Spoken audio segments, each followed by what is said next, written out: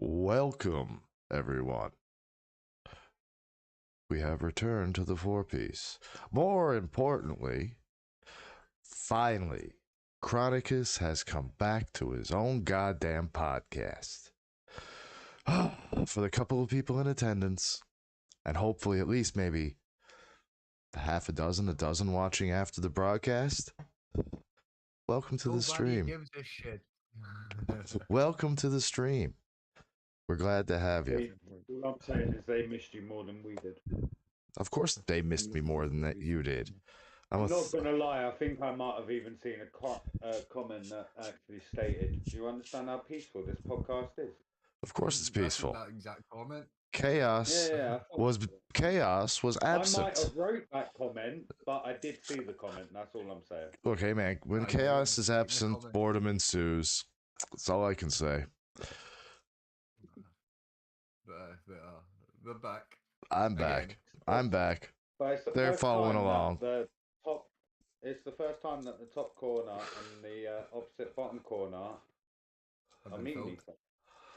Well, I mean, you know, I've spoken to his giant robot ass in D&D, but Knibbsy, officially, I'd like to welcome you to the podcast. Glad you could take up time in my absence. Now get the fuck. I'm back. No, I'm kidding. Last night you were going on about how the man, the myth, the legend is returning. It was like, what are you on about? I was there last week. Yeah, well, like I said. I was there last time, Shazza. Like I said, I wasn't talking about the mope, the tit, or the muffet. And I would also like to point out that Knibbsy understands the routine of the jokes and smokes. Oh god, yeah. Fucking been here since the start. Just saying. Then us to the start. Okay. I'm just happy that finally I've got someone that's actually as sane as I am in it. Sane? Instead of like you. I just... Sane? I'm alright. Yeah. You. Are we talking about you, clown? Sane. And the other thing, I've not forgot, when I done the podcast, I never forgot once to do anything. Let's just say I kept the podcast running. Right. You might have kept the podcast running. It's a shame you didn't put in the same fucking energy for other shit, innit?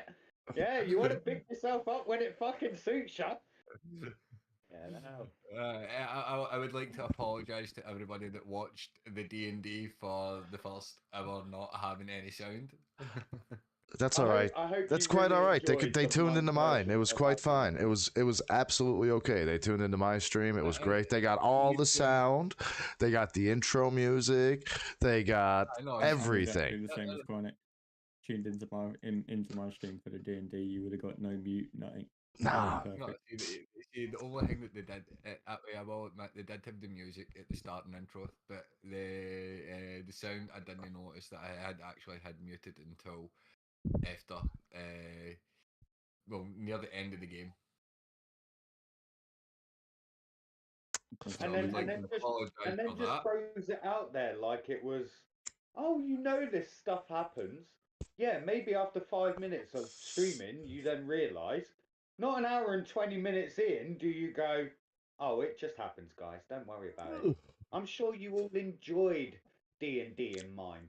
It is totally a new trend. Damn. Oh, I'll make it up. Don't worry. You gotta make it up. You gotta type out all the audio and do it overdub and. For when it does, he's gonna allow us to level up 4 times. No, at least twice. When everything does get put onto the YouTube, finally, that way we'll be using somebody else's VOD for that episode. But going on to chat, your daughter says hello. Tina said she's lurking, and then your daughter went on to say your dad. No, my dad saying that's right. That's new. See, Renzi knows what I'm talking about. It's a good job that no one asked her, then, really, isn't it? Well, you made the comment that you're saying. That just opens things up, like right then and there. No, making false statements. Make a comment. There is a big difference. See, you just assumed I made a comment. I made a fucking statement. Oh shit! Demonetized us in 5 minutes. Never mind. Moving on. Dude, the second we light these joints, we're usually demonetized.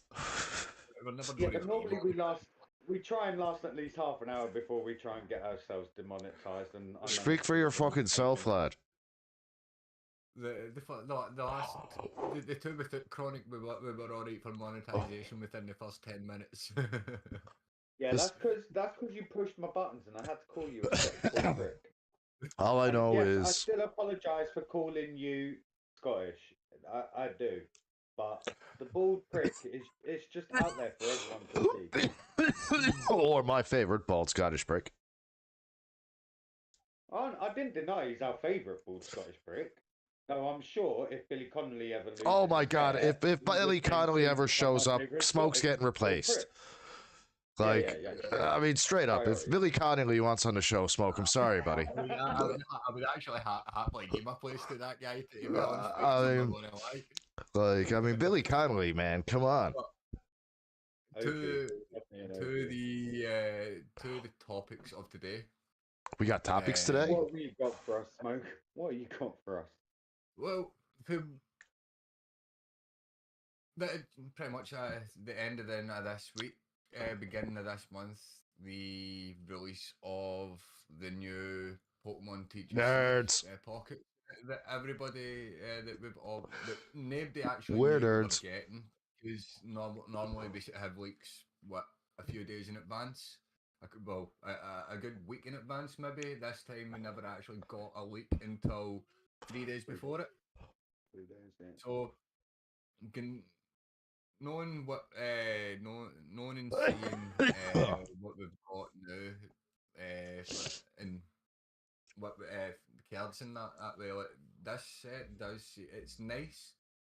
The cards are nicer. There's a couple of nice new arts, but that's just I've got a whole thought for this, so I'm gonna. That's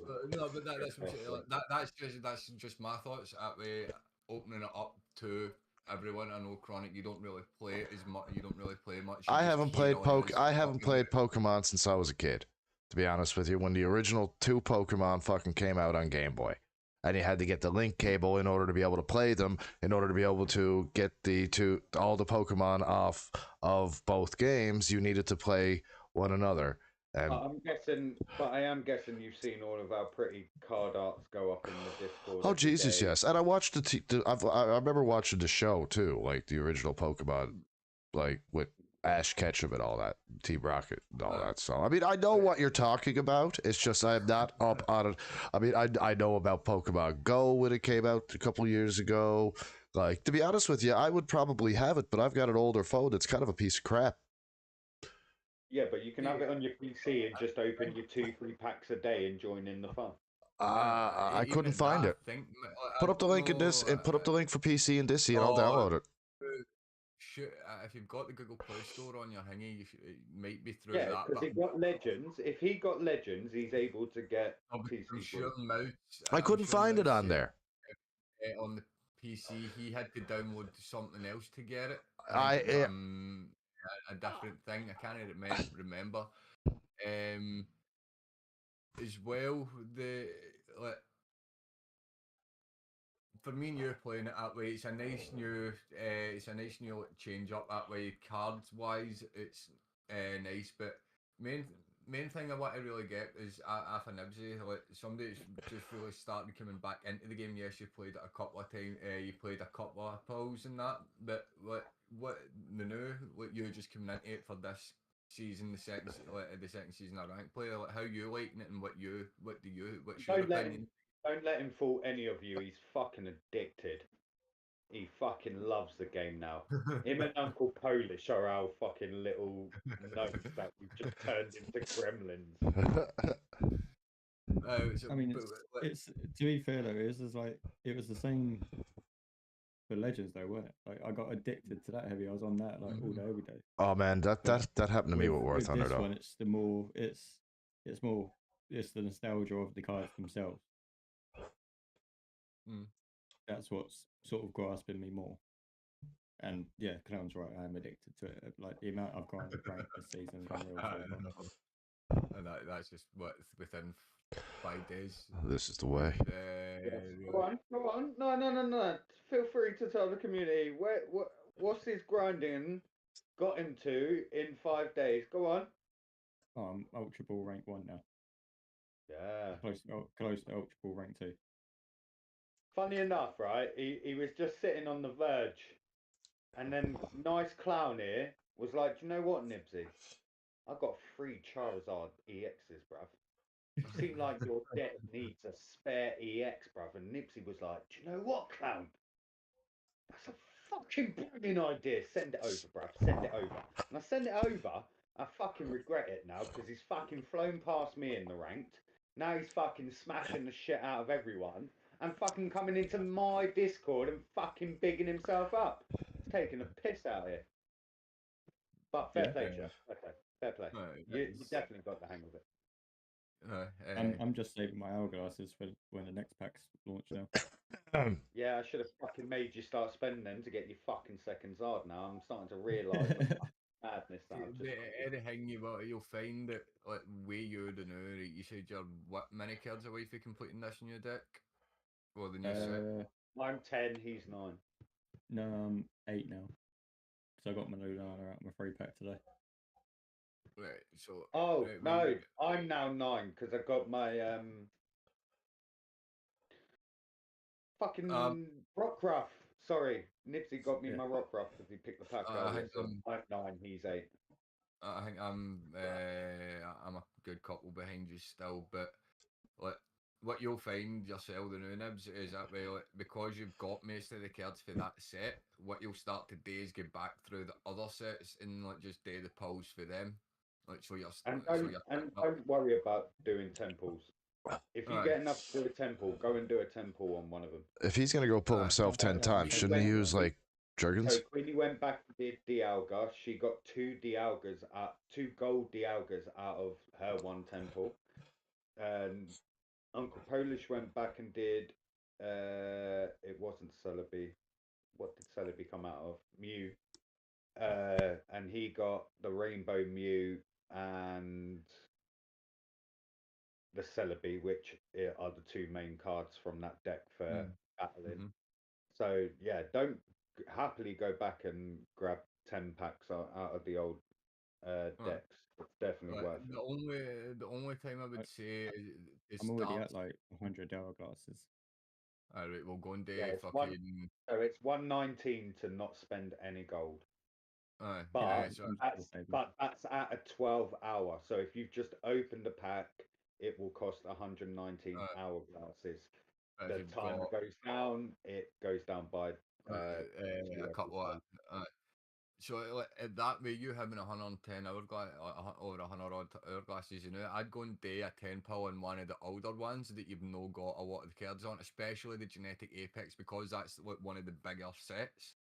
To get a lot of them, that way I'd start doing a couple of the 10 pulls on them to see what cards, like pull the cards for that.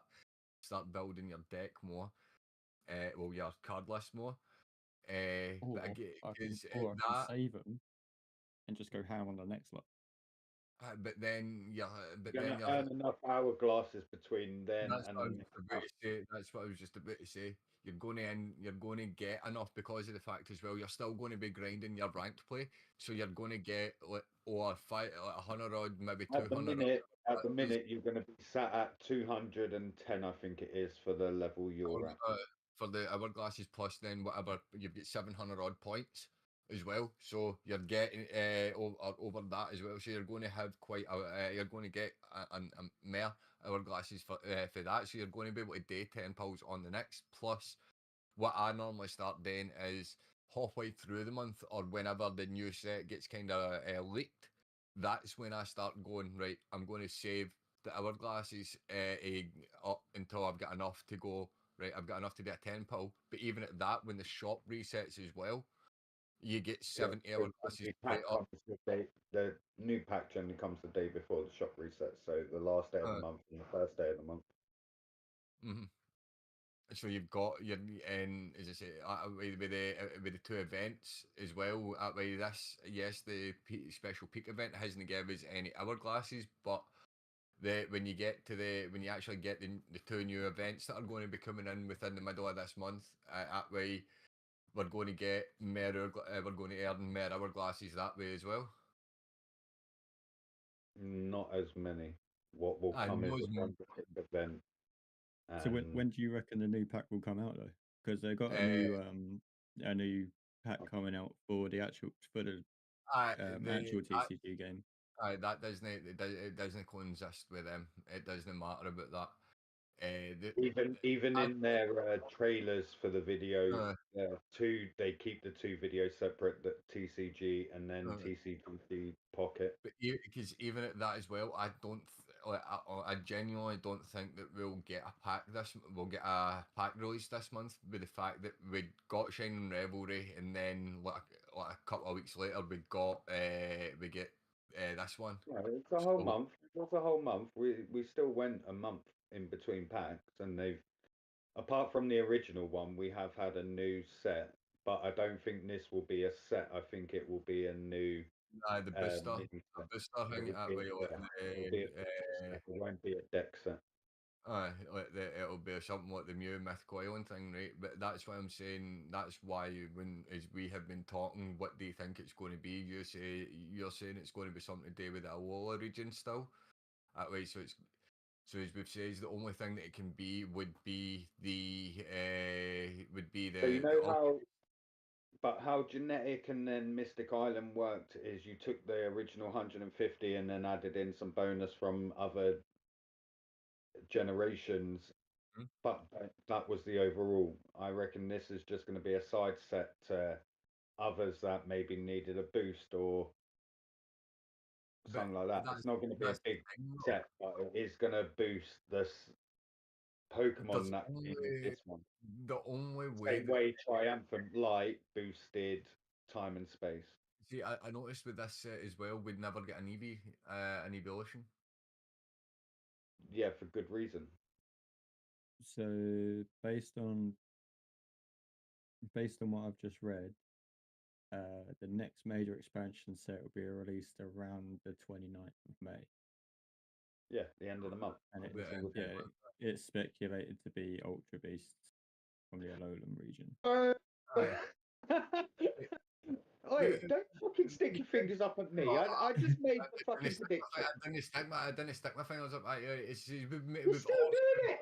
Fucking, what's this gang sign? Fucking gang sign. So what? The way it's destined rivals, which is way that you perhaps says with it could be Ultra Beast, right? But the way that the only thing that I can see them doing right with the Ultra Beasts is we'll get certain ones like that way. I don't think we'll get the Necrozma EX, or we might get Necrozma EX. And the same way that I don't think we might get a Primarina EX, but every set has taught us, and Pokemon love their repetition. Every base set has come with a booster set, and it's just the way it worked. But to use such a small generation for a base set was quite surprising. So to do a side set, considering you didn't actually put in every single Alolan generation already for such a small set, but you made a base set, like I said, it just makes sense that you'd bring in the rest of the Pokemon that you didn't actually put into a base set that already was a low amount of Pokemon. It's because I don't think they've actually released the Ultra Beasts in the physical TGC game. But once again, that's the good thing about these games. They expand on. You don't have to mass make them. You don't have to plan in advance to make a. These guys are literally setting these up maybe 2 months in advance, 3 months in advance, and releasing them to us as they are making the newer ones. But they have still stuck by a certain pattern this whole time. Right. It wouldn't make sense for them to just change it up now after a base set. The only one we've had different was Shiny Revelry. We had Triumphant Light to go with Time and Space, and then Revelry came out of nowhere, but it was still a booster. The issue that I have with this deck is they understood that they made a lot of money because they introduced shinies, And the set that we've got now didn't include shinies originally. I think they realized the money they made, took original cards, which is why we didn't get new shinies like we did in Revelry. They've taken old cards, gone, make them shiny. I guarantee people put more money into this because they want the newer shinies as well. Mm-hmm. I do see that as well, but shinies are a moneymaker. Aye, they are, but then again, like, as I say, they could have done even that. I would Right. is what a lot of people. One question that will go to both of you because Chronic don't play. What would you have rather pulled in Revelry, the Golden Pokeball or Shiny Charizard? Charizard. Shiny Charizard, which I did, but and even but it's not what you have got, Aye. but what would you have wanted to pull? And Aye, I would have pulled Charizard as well, but Charizard wasn't the ultimate card, pull card, chase card. But depending everything though as well, right? Like with that, right, is what I was going to start talking about in a second here. With that though, like, that was the first time that they had actually changed the golden card from a Pokemon to a item. And because then, I think they've realised that people free to play aren't getting these gold cards. Then as well, right? They gave us Shining Revelry, which gave us more people got the gold Pokeball than they did Shiny Charizard out of that one for the first time.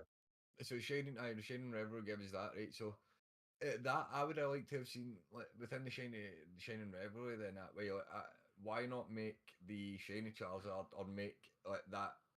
Instead of giving us the that shiny Mew. See, I think the immersive should have gone to Lunana and Solgaleo, and the gold card should have been Guzma and Lily.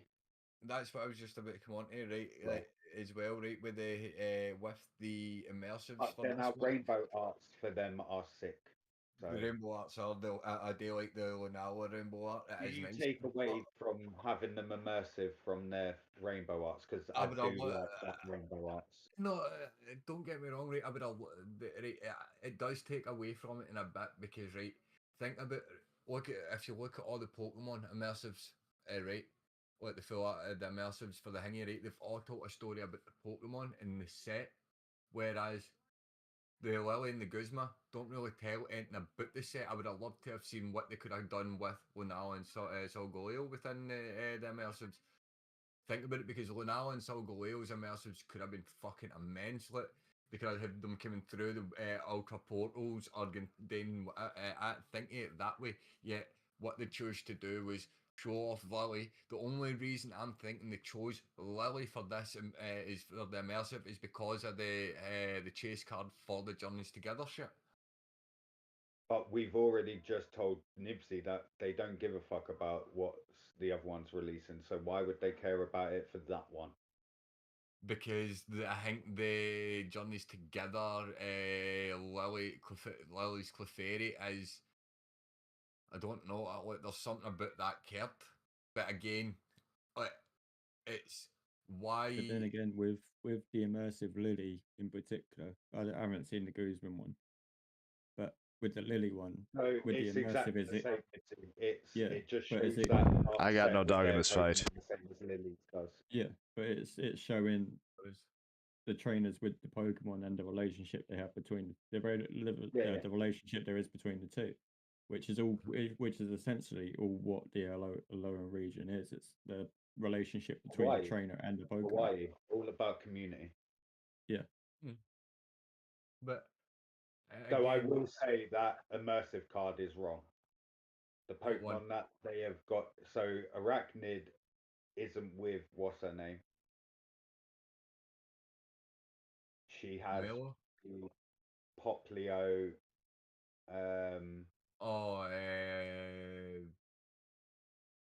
Aye, Luna. The water Luna. That's Aye, she should have the EV and Poplio. Or Primarina.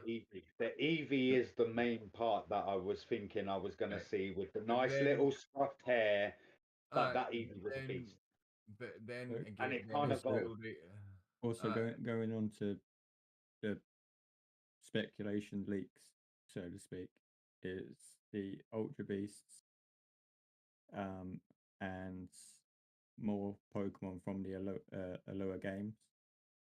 But that's the thing. But they're the thing that right, there's every Pokemon they put in that set at the moment from the Alola region is all the Pokemon that they release for the Alola region. Yes, there is the only other thing they can do is variants, but variant forms like the Alolan forms. But then again, there's no many Alolan forms which they've not already gave us. The only new thing that they can, as we've said, is the Ultra Beasts.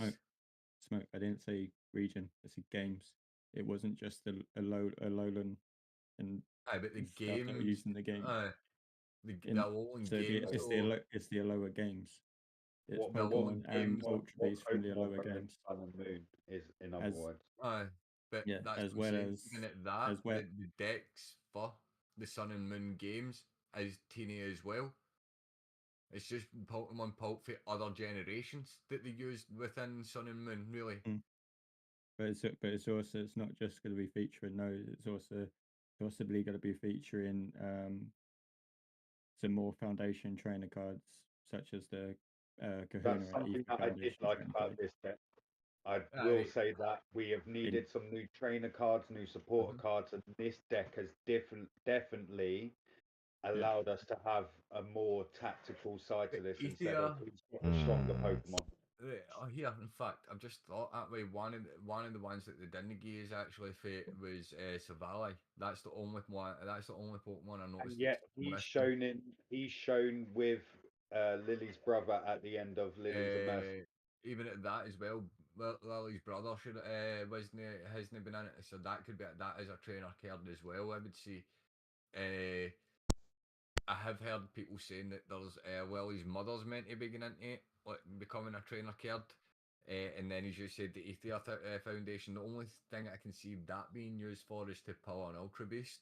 We haven't had Professor Kiawe either. He's actually a decent support card in TCG as well.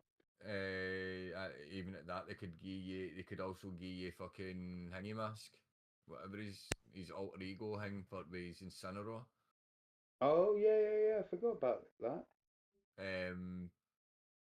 There's still a lot from the Alolan region that they can bring in. There's so much. Because when that where they invented the super moves as well. But the Z moves. See, that's the only thing. That's the one. Z moves with the little thing. Coco gave Ash the Z move. That's the only other thing. Like, other than that, that's the only other thing that I could really see them bringing in is Z moves. But then again, how would they? No, but using it as a supporter card. Add 50 to any EX move that you use. See, it would. Because you can't just give someone a Z move because the cards are already set. But say only EX cards could have this support card attached to it. Same way other support cards can only be used with Togekiss or way that right. They bring in V and V Maxes though. So. Because that's going to change up everyone's decks. Because to get a VMAX out, you have to have a V. Aye.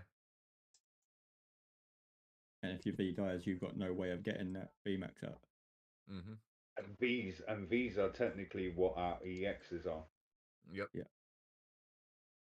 So remember when I said to you at the end of that last trailer, they put out the VMAX Gardevoir and Lucario, and I said how long before that was in Megas. No, but how long before we're going to get them to add on to our EXs that we have now, like a Mega Venusaur, a Mega Charizard, an EX Max or something to then put onto our. With that, I don't think they'll do that until they actually bring out the full Kalos region, where we see like Froakie, Chespin and fucking Fennekin. We've already had Froakie. Aye, we've had Froakie, but we've not had Chespin or Fennekin. Again. Once again, they've not stuck to going with timeline. They've just picked regions as they've willed. So we that could be the next set as far as we know, or it could be fucking 5 sets down the line that we finally get a free team, Chespin and Fennekin.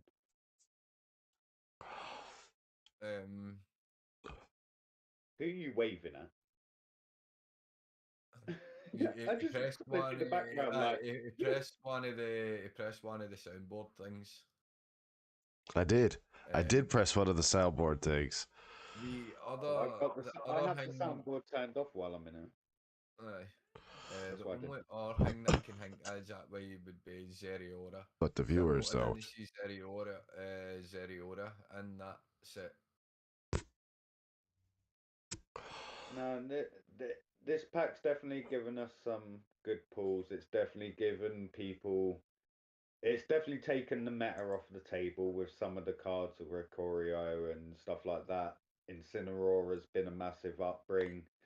Grass decks have had a massive boost again with Decidueye and whatever the other one is that does 20 damage to everyone. It's definitely opened up the meta. The supporter cards have been a great mix. The rare candy has been a revelation for decks now. Battles are happening faster and more efficiently. Unless you're Booker and then you don't win for a whole weekend straight. Sorry, Booker, if you're watching. He was. Queenie just says, Nibs, I saw how you were holding and drinking that can of Monster after she said that Clown didn't have one. Yeah. Oh yeah. It's because I've been dehydrated, so I've been on Lucozade today for electrolyte. But I do.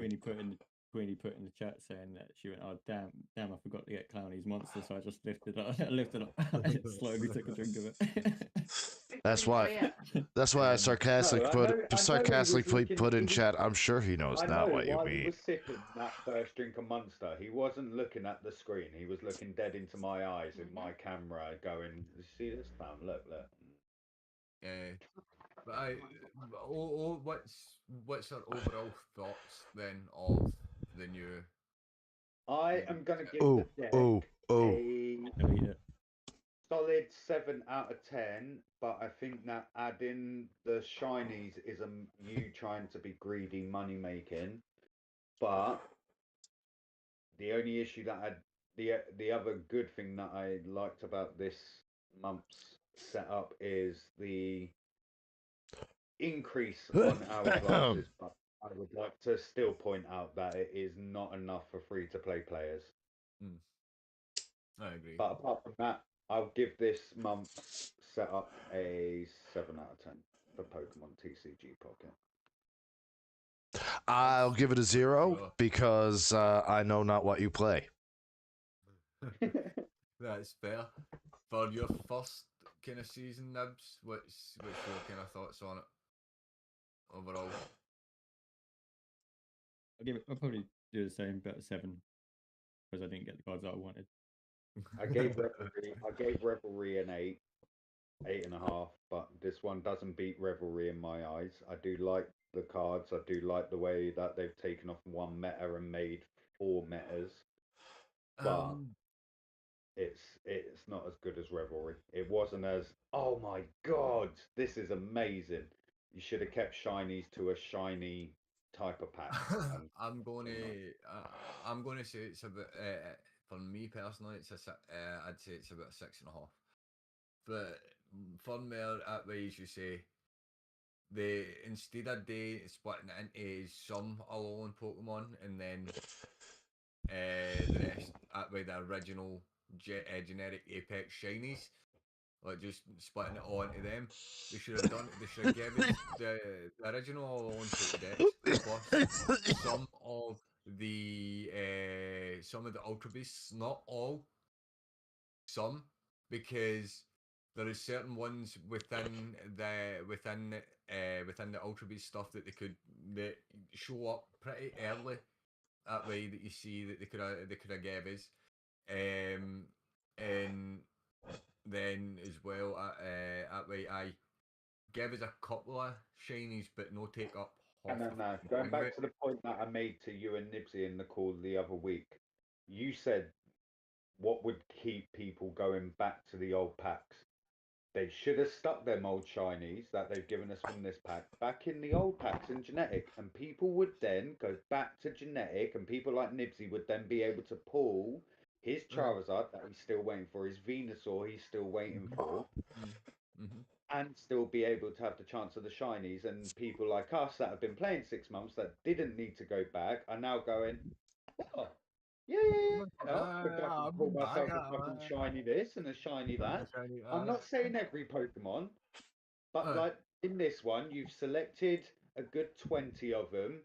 Okay, I would have happily gone back to genetic and just tried to get a shiny here and there when I had the chance.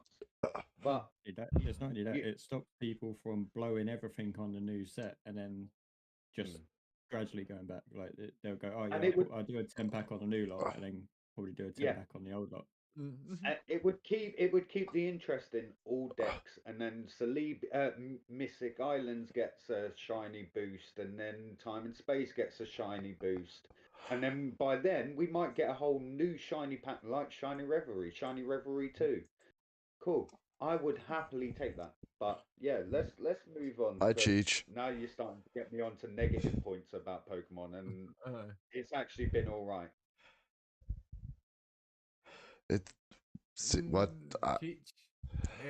Cheech, certain Pokemon games lean towards rewarding new players, but from what we've found with the TGC game, the Pocket TGC game, is it's no rewarding enough for players.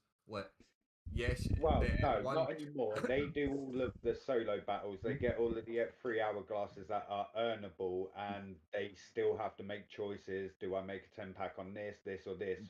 We were doing the solo battles and only doing 10 pulls on the pack that was available to us at the time.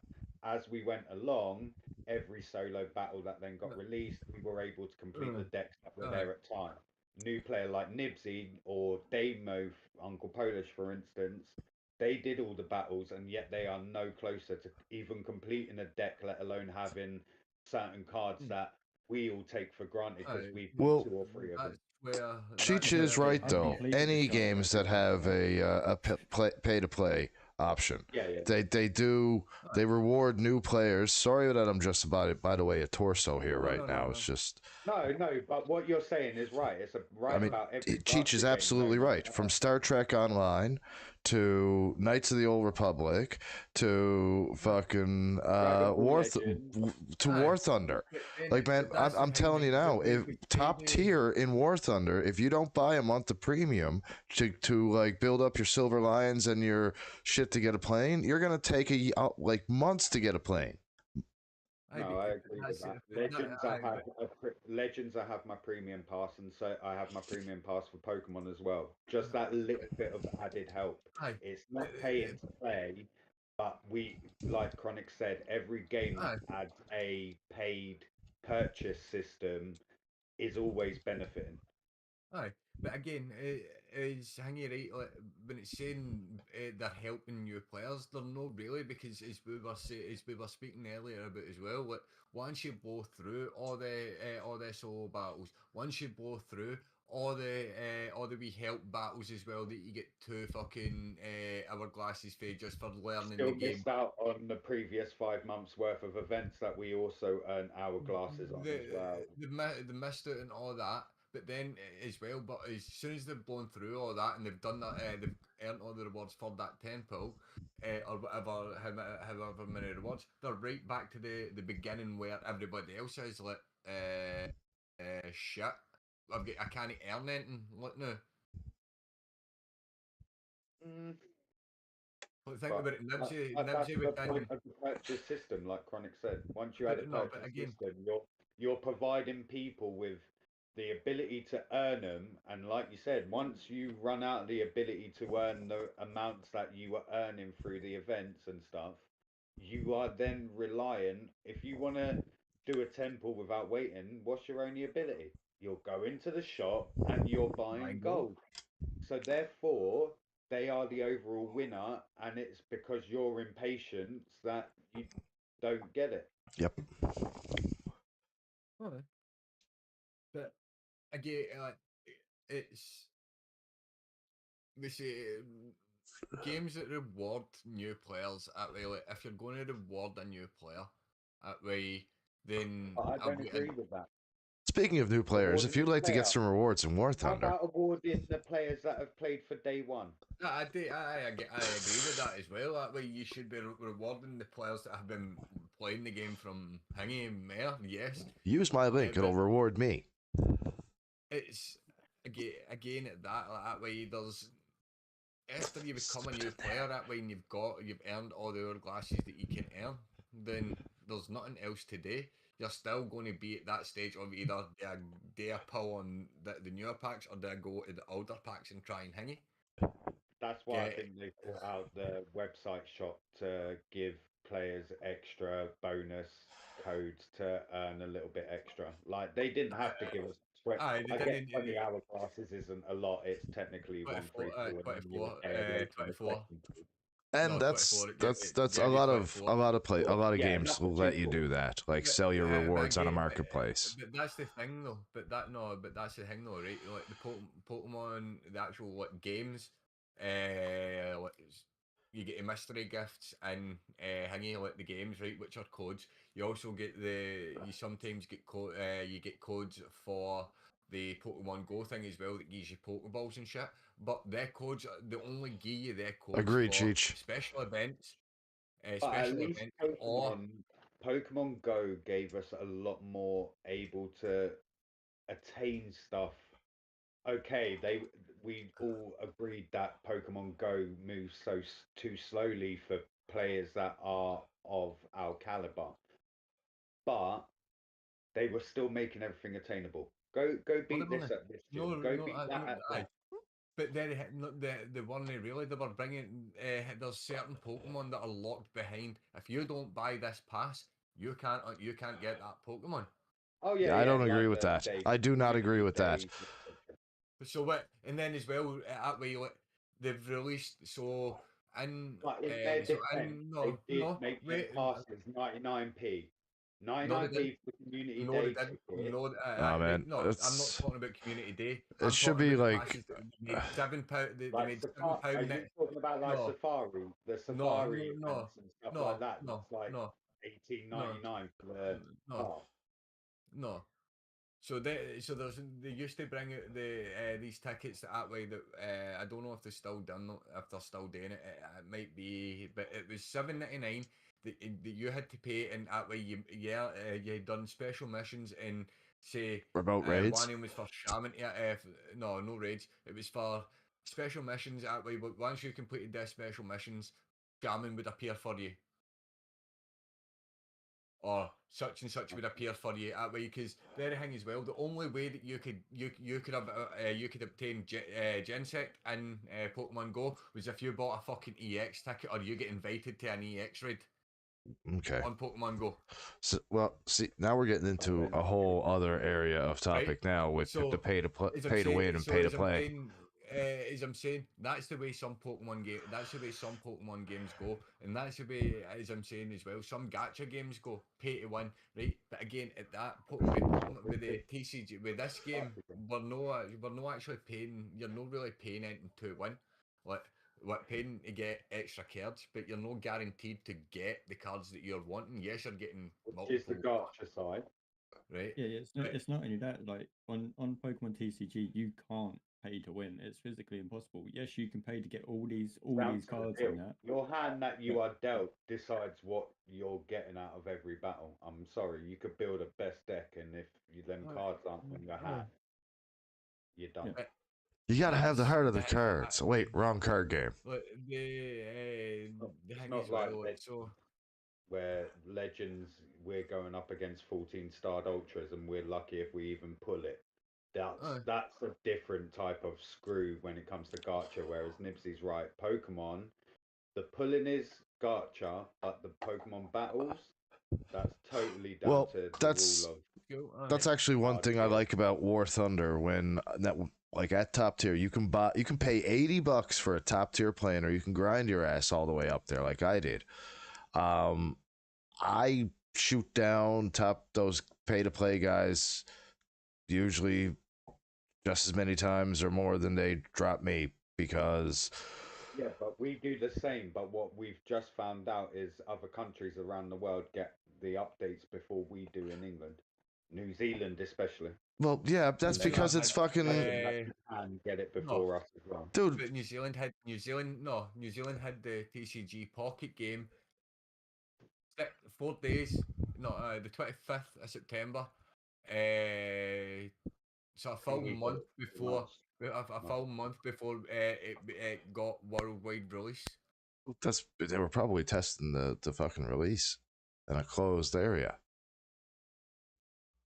They were only testing it in New Zealand. Yeah. Whereas they should have started one place. That's what annoys a lot of people, a lot of gamers that way. So New Zealand get the jump. We're having a full. So what's the difference between that and like Call of Duty packs coming out like for PlayStation for a month because a month or two beforehand because they paid for it because PlayStation had the exclusivity. Yeah. But this is down to Xbox have this. Microsoft had the exclusivity to COD now. Yes. But they don't. It's not exclusivity. All the packs release at the same time for PlayStation and everybody else. But that's the thing. That was the thing, though, right? So again, 30 days. Fucking about that, right? But at least with the PlayStation and COD, right? That way, the pack would release a day on PlayStation, just a day before. 30 days. No, sometimes we would have 24-hour, and then on some games 30 days. Exclusive, we could have 48 hours. So 30 days. Be released on the Friday night for us, and you guys, or the Thursday night for us, and everyone else would get it on the Saturday. 30 days. So, that though, but as I'm saying with Pokemon, with the TCG, a full month to build a whole deck before anyone else. Getting multiple cards before anybody even got a thought on. All right, we're actually going to be able to play this. I didn't even know what was in the deck. These motherfuckers have pulled gold cards that I didn't even know existed by then. So go buy a VPN, hook your phone up to it, and... cheat. I'm just saying. Of course, you and Smoke are the same fucking type of people. Fuck it. Don't beat them, join them. Let's just fucking cheat, and I'm gonna go New Zealand. That's not cheating. It's not cheating. If you bounce, that's. I would no. We went. Did you hear this? That way, I don't. It's not cheating, man. I will admit. Well, I can't. I hope Nintendo aren't watching this because my account would get banned. But I did know a few people that used to spoof. Would you like to give them the spoof? Could you just say really loud into your microphone your Switch username, please? No. But my Pokemon Go account, before I couldn't log into it, that way I lost the login details. Yes, I did spoof quite a bit of that Pokemon Go account, for the fact that as well they started region locking certain Pokemon like Comfey. You couldn't catch anywhere in the world unless you went to Hawaii. Klefki, you couldn't catch anywhere in the world unless you went to fucking France. Then you've got the Alolan, you've got the. I just use my VPN to fuck with like Amazon and fucking hangy. So in other words, like I just said, you're both as fucking bad as each other, and instead of beating them, you'd rather just join them. This is the point that I made originally, and you went on to then solidify my point. No, man, if I gotta pay to rent a movie in fucking Canada, I'm gonna switch my fucking VPN to America so I can watch it for free. With Pokemon Go, what's next on the agenda? Huh? What was that, Nick? With Pokemon Go, though, do you know what I found funny with them? Which I found just highly hilarious is that they dropped a major update during COVID. During the pandemic when everyone was locked in. Yeah, a major update that would force you to go outside. People could play Pokemon Go from home. A part of that update. They wanted to do that big update, and then they realised, they done the big update, and then it was the fact that way everything all get hit into lockdown, and then they done another quick update and gave everybody the remote raid passes within it. So there was 2 updates within a day of each other for that. And they did then boost their servers so everyone could have battles and there wasn't the lag and it ran so much more smoother. We'll give it that. So I can't lie. What you on the agenda?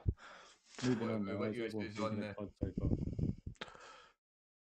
What? What do I think of what? COD.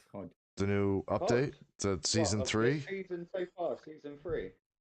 Yeah. The zombies map was actually really good. I enjoyed that. I haven't done the Easter egg, but I was playing it a couple of run-throughs, and I did quite enjoy it. It gives me back to that, not Noctur and Toten, but you remember the third map in the Black Ops 2 zombies? Where you were in the big fucking... in the other mansion. Yeah, you were... Yes, actually, you were in the big mansion. It was where they first introduced the PH Flopper, I think it was originally, or a version of it. You had the cellar and you had everything else. Yeah, there was a bit of a theater there, and... Was it Darroze or something, wasn't it? No. It no. Was it? No. You're not talking about theater. The Reese... might have been Theater of the Damned, to be honest with you. That's the Toten. No, Kuna the Toten. I think that's it. Kino. Kuna the Toten, which is Theater of the Damned. Yeah, Kino with the movie where you had to go through the teleporter to get to the pack point. Yeah. Yep. That would be Kino. Yeah, Kino. Yeah, that's it. That's the one. That's the map everyone loves. Can I just ask a question? And honestly, I don't think I missed Verdansk as much as I think I did. I love Verdansk, but funny enough, I played it for the first week solid, realised I didn't miss it as that much, and I've happily gone back to Rebirth and smashed it. Well, here's the thing. What? Go ahead, Smoke. Only go Chronic. Okay, because I was just going to let you talk and then hit the shut up Smoke button. Even though you can't hear it. He's back. He's back again. It's just been an arse. Yeah. No, you knew this was coming. It's his first time back. He's all excited like a kid in a fucking sweet shop with being told that you can have whatever you want. Well, he's got another couple of minutes to get it out before that way next week becomes a big fucking problem for him. You piss him off. Just remember, he has the ability to kill us all. That's all. Just remember, I also have the ability to kill us all. Yeah, so does fucking Mumble, supposedly. Fucking Mojo. Not, I mean, you know, I just... What anyway. Everybody else be more pissed off with? You killing them all, or me killing everybody? I think they'd be equally pissed off, because either way, it's going to be my fault. I think, no. I think they would be more pissed off. I would just kill shut them. up before Dirt kills everyone. Believe me, I think he's already tried like 20 times. It's just because he's been this far away that he hasn't actually hit anyone. Right. Like Chronic went way too close just to throw the Bulgarian because we found out he throws like a girl. But what we going at least I don't drink. At least I don't. But what? Okay. In all honesty, what I was going to say is with the new COD, the update, the season 3. With Verdansk. Clown, you know, you're kind of right, but what I missed most about Verdansk was like the bunkers, the little Easter eggs that they had hidden around, the bunkers just opened with Reloaded. No, the bunkers have just started opening with this Reloaded. Yes. Exactly. They got the same key codes as what they had the original. Just in reverse. I just reversed. Oh, nice. Yeah, the website of them all on. Mm-hmm. I have a file with them all already, but I've still got them written down. They're in a drawer underneath. I've still got a picture for every one of them as well on my phone. So I just need to get and go right. Yep. So where we go, we're dropping here, or I just need to reverse that one. Exactly. Have you missed it as much as we all complained about it? Well, what I missed about it was no, man. What I missed about, I really enjoyed when we were playing Verdansk. I really enjoy when we get on a 4-piece on Verdansk. We hit some Verdansk and we hit some Rebirth. We go back to Verdansk. God damn, man! Like that brings me back to when we all started playing. Like, that's like that was like you. So used to that way like is more be for yous. Like it was more me and Knibbsy back when we were playing Verdansk. So used to that way. I don't know what it was like. What it was like with your group for. That way back when. I mean, it's that way like grouping up with 4 that way. I couldn't carry really say much that way. It was just normally just me and Knibbsy sitting. Oh man, I heard they're bringing back Nakatomi Tower. So it was me, Chronic, Savage, and either Raven, Sephi, or Luna. Or Dreamer. Ouch. Dreamer never had a space dropped for him though. That was no, he didn't. Difference. He didn't. If I turned up, a space got made. If Savage turned up, a space got made. And if Raven or Sephi turned up, a space got made.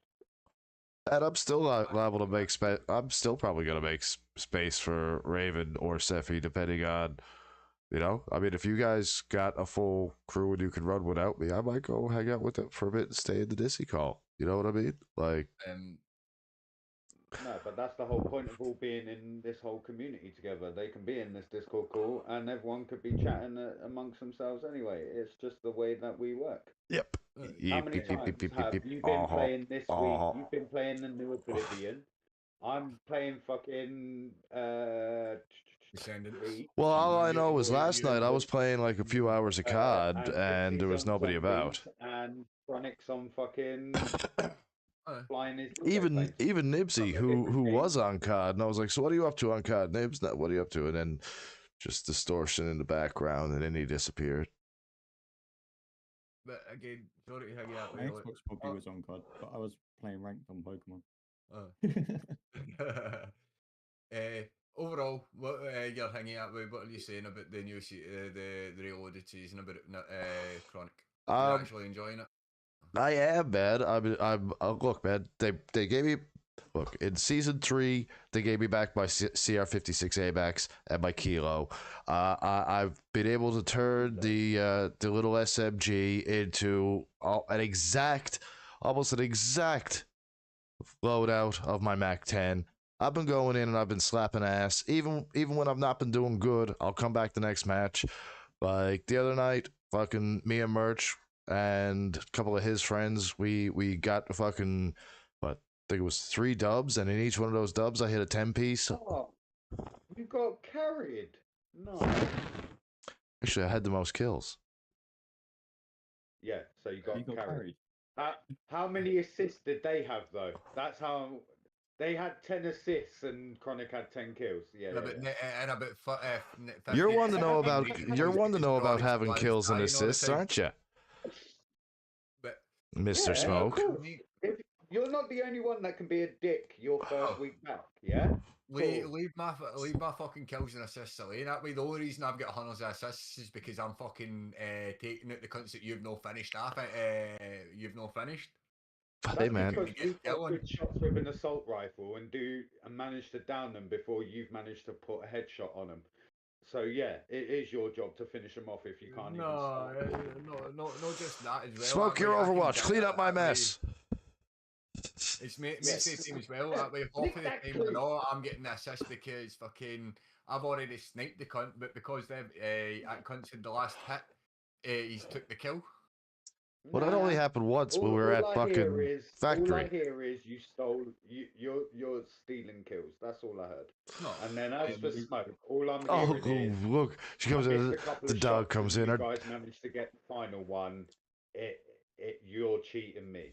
Oh, either dude. Way, how many times though has that happened with? Like it's happened 100 times. I give a fuck about our final position. I'll break somebody. I'll tag them. Next thing I hear a sniper shot and they're down. That I'm just like, what the fuck?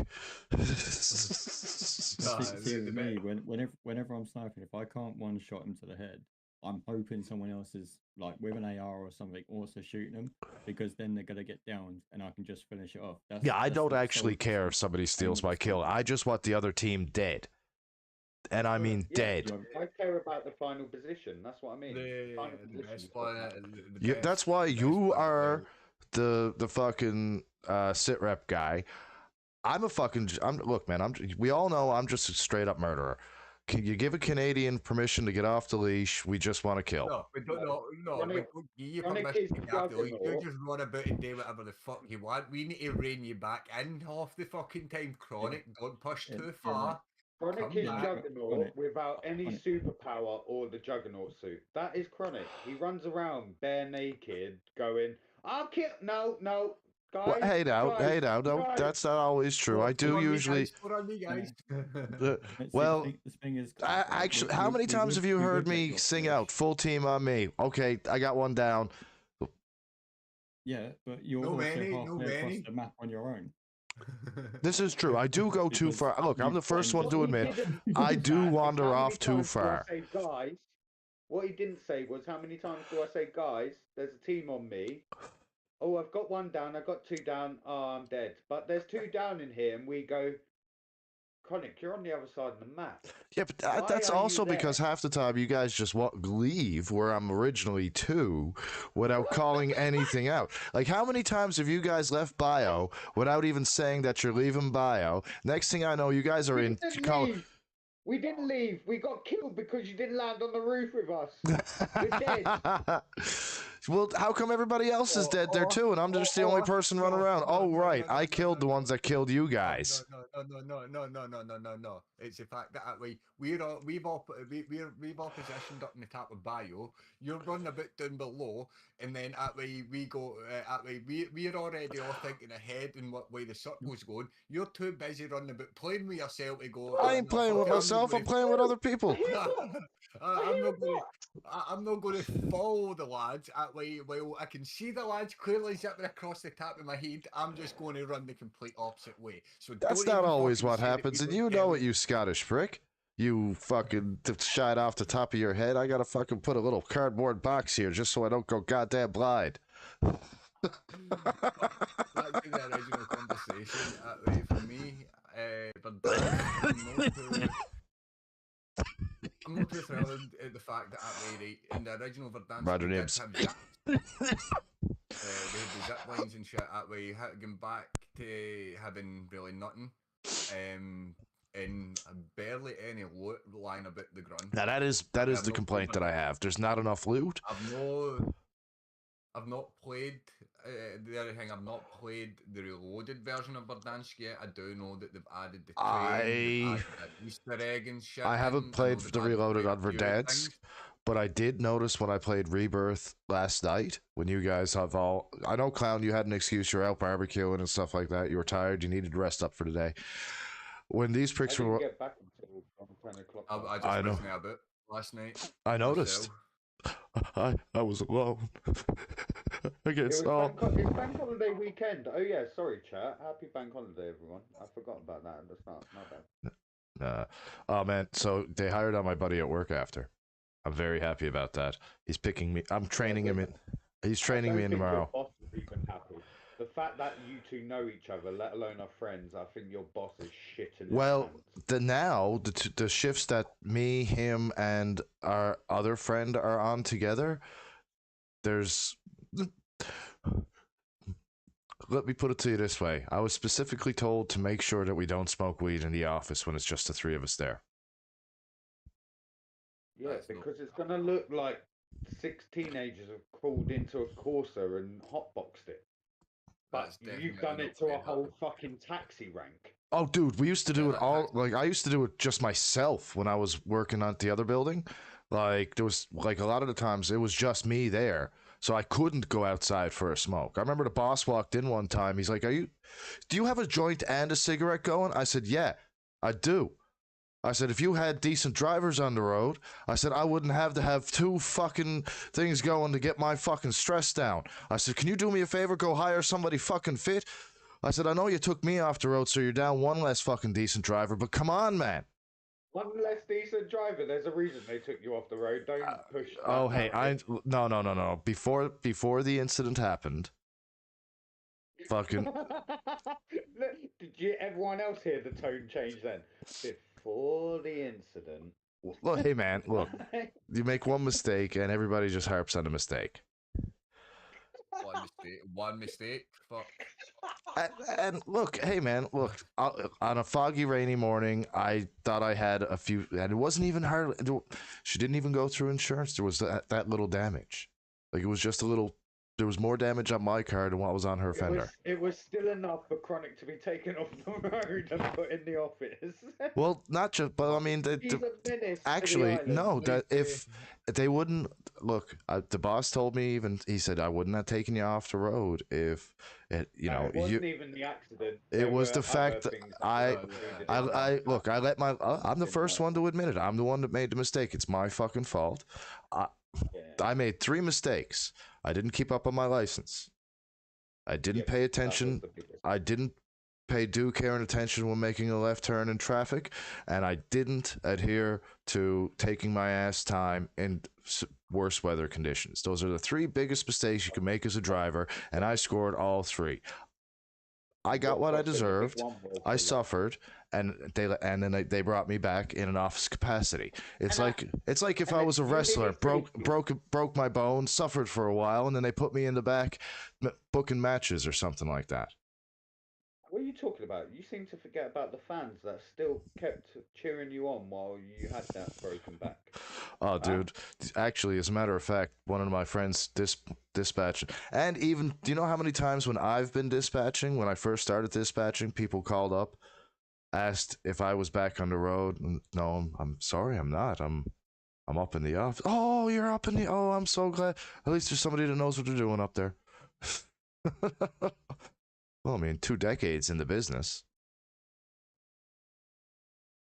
Well, it's about time that you found your calling. Well, I mean, there's a reason why they ask. I trained in 1, 2, 3, 4 different dispatchers now on our dispatch system.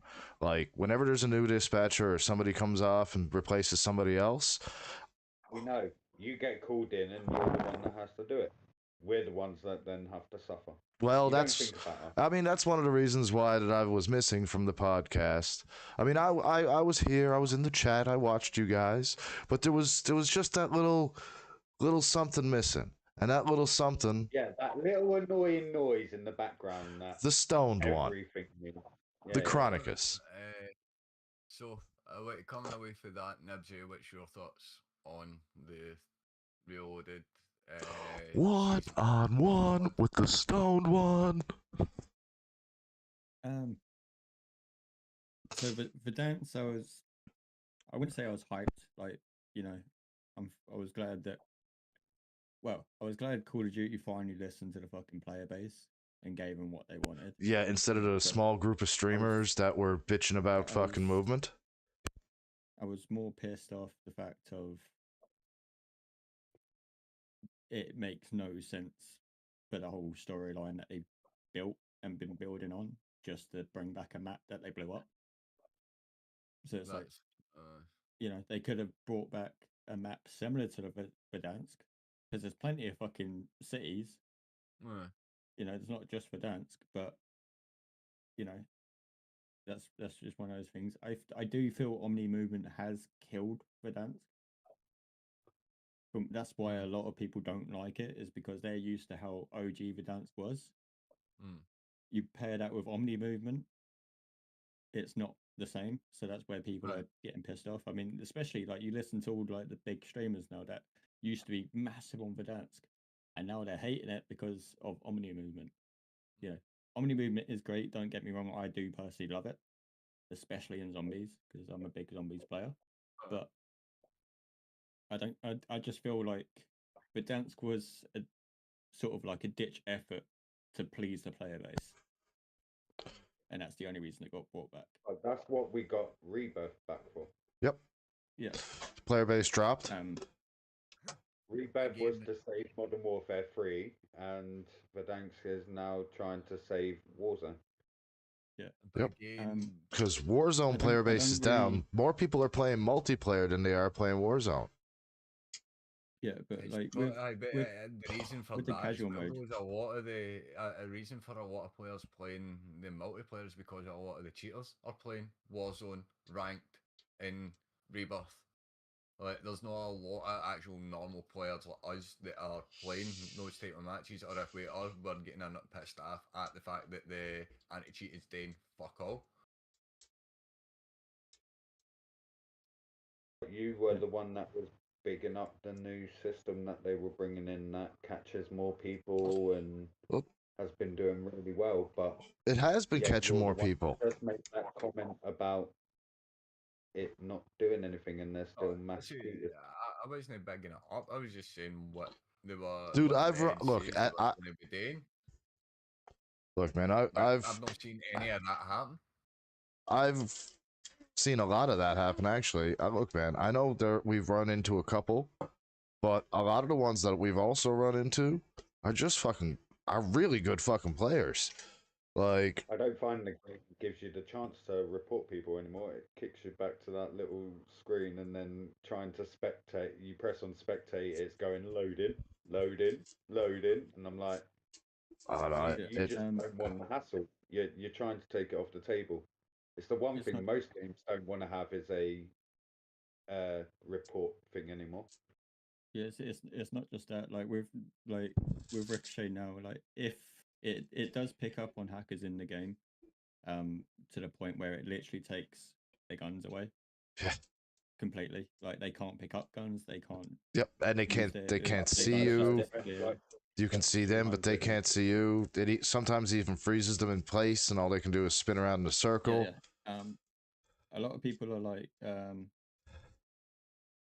just going, oh yeah, like if you see someone's name with the Ricochet logo next to it while you're in game, that they are banned, then that's it, perma ban. It's not. They're shadow banned for a week to have their gameplay overviewed, and then depending on their gameplay in that week is depending on whether or not their account gets banned or if they get it back. Yeah, and that is what's killing them. So it's simply because there's too many mass reportings. They even released a statement saying that 60 or 70% of all reports made were incorrect. Yep. Now, I'm not gonna lie, damn fucking camera. A lot of my reports do come back. Thank you for a report. We have taken action. And a lot of the times I'm saying that action is probably just that week shadow ban where they probably review the person and see if they're actually cheating or not. But I know for a fact that when they do ban somebody on your report, you get an email saying, thank you for your report. The person has been banned upon your actions. Because I have had several of them. I mean... Yeah, but you'd get that email even if they've been shadow banned. That's because you keep getting us put into lobbies with other people using the Cronus like you. Fuck you, man. I'm... The fact that you got so defensive then tells me everything I need to know. Man, if you want to see my setup? Stop. Yeah, now show us what's under the desk. Actually, don't. You're never normally wearing trousers. Oh, Luna, those glitches have been happening all the time. Like Clown wasn't able to use a loadout because it had a C9 on it because that was bugged out. Well, that's like other than hating on Verdansk. I'm not hating on Verdansk at all, especially now that the. I like it. It's just not something I'd play. But again, that's great. It's great when you've got a full out HDR and you're sat on top of a really high building. Yeah, Verdansk is amazing still. Well, let's get some HDRs. Drop it in the fucking top. What's everybody's thoughts for the future of COD? What's the what are we all kind of wanting to see? Well, if you want to get my prediction, no, I'm not going to go like me and Gene, but I think what you're going to see happen in the next couple of iterations is, especially now with what is rumored for the next COD to be a Black Ops title, the continuation of the Black Ops 6 into Black Ops 7, which was a planned and set up release to go along with. That's why they built Black Ops. Gulf War was originally meant to come out after Vanguard, but because Vanguard sucked so fucking bad, they did the trio of Modern Warfares for us instead. Yep, and that gave that. So, well, what happened was the fucking what other company was it that was under? Was it not Naughty Dog, but fucking anyway, whatever fucking was doing it, the fucking Treyarch had to step in and fucking take them over and fucking actually. That's why Cold War was a little jangled, but now we've got 6. Why does everyone hate on Cold War? I'm not hating on Cold War. I loved Cold War. Cold War was a great story with great zombies and great multiplayer maps. I think Black Ops 6 is a great story with great zombies and great multiplayer maps. I think the two of them together are fucking amazing. I love the Black Ops series. I'm not hating on any of it. If anything, I've been the one defending most of it from you assholes. You can shut the fuck up. Take that back. I have never hated on a Black Ops title. I have hated on Modern Warfare titles so much it's not even fit. Like, I have dropped trow, kneeled down when I could kneel down, and taken 2 mighty fucking shits on the damn things. Like, I get that Infinity War and shit, fucked up zombies, cool. But as soon as World War II came back, and then Cold War, Vanguard then was a letdown, but then Black Ops 6, it's back. Yeah. Man, Black Ops is back. The like. I say Vanguard was a letdown was for the fact of I didn't like the fucking. I liked some of the guns out of it when they came into Warzone. A couple, man, the MP40, the MP40, the MP40, and the STG. MP40 is good, but even at that, and even Shino Ballo down there agrees. No, but the MP40 is good, but in Cold War, the MP40 was utter buzz.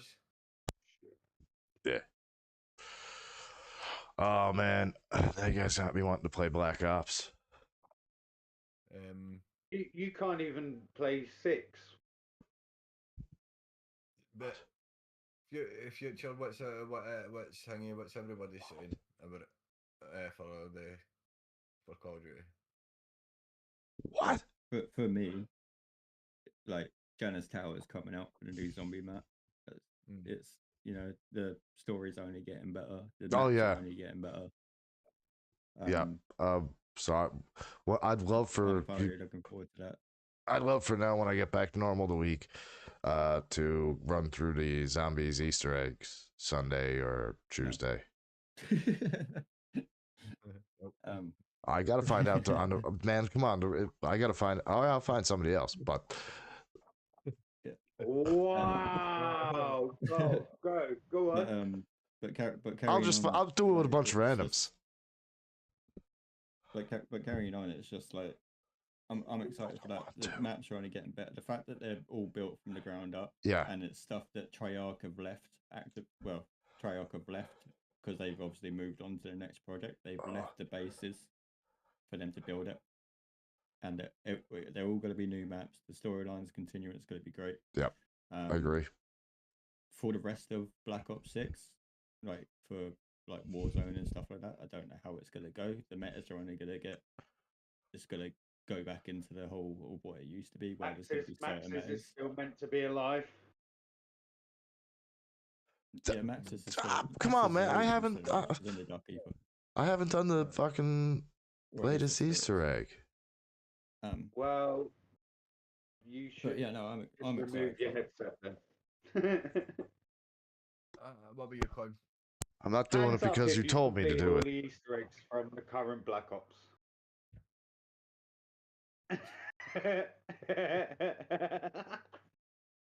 Hands up if you know all the Easter eggs from the current Black Ops off by heart. Why are you going to be a dick for?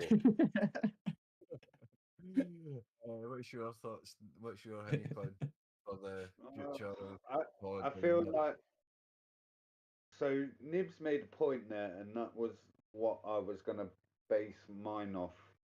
I don't like the fact that already Treyarch have handed it off, and Activision's first thought was, let's just put Verdansk in there and hope that they'll forget whatever mistakes we're now going to make for the final 3 seasons. No, but that's the thing. No, I don't think Treyarch were there to build the Warzone part of things. Treyarch were only there to build. They're all linked.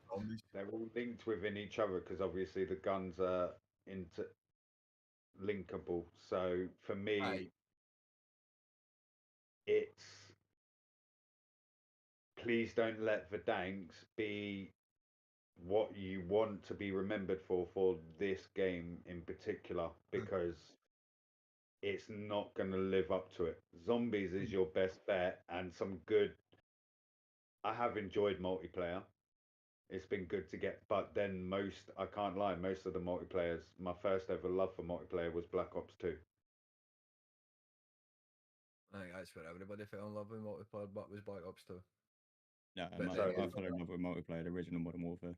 See, then again, that way, I don't get me wrong, right? I did fall in love with the Call of Duty, like through Black Ops, like a bit more of the Black Ops side of Black Ops 2 because of the zombies and that, but it was more Modern Warfare 2 that was the multiplayer side for me. Oh no, campaign Modern Warfare, but when it comes to zombies, it's Black Ops. Will outdo any other mode that Call of Duty can hand me. Of course. What else? What else have you got? What other things have you got thought? What do you think's going to happen? So, like they said, with no Sledgehammer game planned,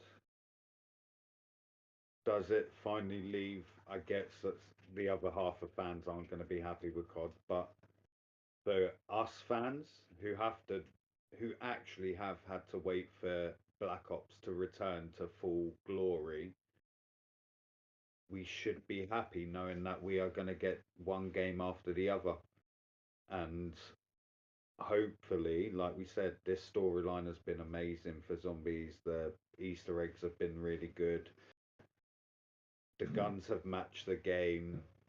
The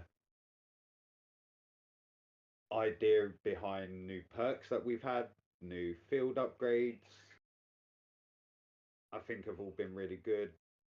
Additions in process that they've given them to us. I like the augment system as well. I made the comment to Knibbsy the other day. Obviously, everyone has had its difficulties, but the longer and longer it's gone on, and the more perks we've been given, and the more this we've been given, it's made things easier for us players that can survive in a zombie horde up to wave 50 and above. I gotta start using LMGs again. What was it you said, Nibsy? The what system? The augment system, like with the field upgrades and the perks and stuff, like being able to customize your perks to help what best suits your style of play. I like that. There's obviously like the meta, what's classed as the meta loadouts for them, but then that might not suit your style of play, so you can customize. That's the only part that I don't. Yeah. I like Cold War because all of them augments that you select singly for them meta loadouts, you used to get them all. You just had to unlock them as you leveled up and got Ethereum crystals. I preferred that system from Cold War more to this one. Yeah. Well, yeah, no, that's fair. I'd love the Cold War system. The Cold War. It was.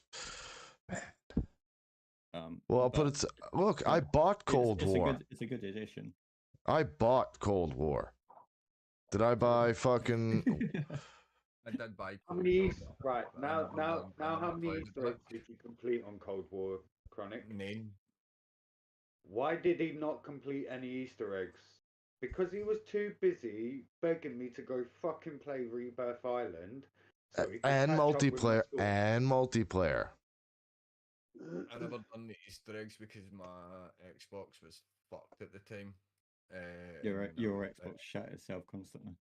Oh, dude. At the time, yeah, but Clown. Not only that. It got round 3. No. Clown understands. Clown understands his PlayStation. It would be. Sure. Clown, you remember my Xbox One, the Jet? Like when I remember when I start I start running fucking Cold War. No. See, I didn't even get that. I would get into the game, my Xbox would power on. No, it would start. You wouldn't even hear the fan, and then next minute it would be. I'd be running into a lawn. I'd be getting a message from Knibbsy. What happened to you? My Xbox overheated. But even at that though, when I was at that time through a lot of the Cold War stuff, I'd moved out for here, and that's when I was staying up with the Exit time. So I never really had time to play the Xbox, and my Xbox was fucked at that point as well. So I really didn't play my Xbox as much as until I get hit back here. Then my Xbox eventually did shit itself, and I went, no, I need to buy. I mean, my one still works. It's just any game I load up that's XS compatible.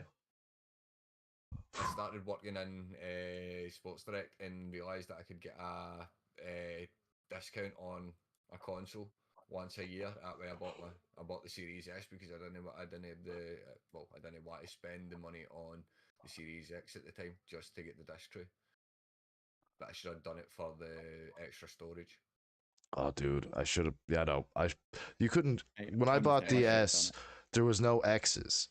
Period. I had the money for an X, but there was no X's. I had to get an S. I love how you're all talking about your Xboxes, but yet now you're all Decepticons, so it doesn't. Dude, I'm a combiner. Decepticon. Smoke's a poor man's Decepticon, and Knibbsy's just got a Decepticon that, for some reason, my PS5 runs quicker at Descendants than his Decepticon. I'd still on my Xbox. It just I can't get anything else on my Xbox because my Xbox is fucked. I just wanted to say that finally my PS5 is worth something. Dude, your PS5's always been worth something. PS5 is a good piece of equipment. It is. Yeah. I mean, the PS5 and the Series X. There's no difference. They run graphics just the same. They have ample storage space. Graphic-wise, I would say are probably the same. My loading is a little bit quicker than Queenie's, so. Yeah, but she has an S, doesn't she? Yeah. Yeah, I'm talking the X. The X's loaded is twice as fast as the S. But I still load in quicker than Mum and Dad's, and they've got the X's. Well, the only time you don't load in quicker than me is my shiders. Slightly better. I will say their graphics are slightly better. Me, with this, ow. Same as Nibs, that way I'm looking forward to the new zombies map and stuff. What they've got on for that. Hopefully, with the coming updates of like Warzone and such, that way, other than keeping this just to Rebirth as well. Have anybody played the weed version of Nuketown? No. They start to add the other kind of thingies. They start to add another map, like other than like the likes of Rebirth and that way, or they start to change up certain aspects of the maps. No, do not be fucking don't fuck with Rebirth. Leave Rebirth as is, where is. It's perfect. Sort of island and shit like that way, like maybe don't fuck with me island, boy. Rebirth that way, like blow up the whole prison instead of just part it. Like that way, I get they still change certain aspects. Sometimes the subs there, sometimes it's no. I'd like for him to, instead of just blowing up, taken down, sometimes prison. Maybe add something else to what might get blown up, like Big House or Control. Control. They haven't opened up the bunkers yet. Still. I don't think they'll ever open up the bunkers on. They didn't even open them up when Rebirth was originally. They put them in. They stuck the key cards on there, but then the key cards then got turned into the buy stations, and we never got the vaults or the bunker.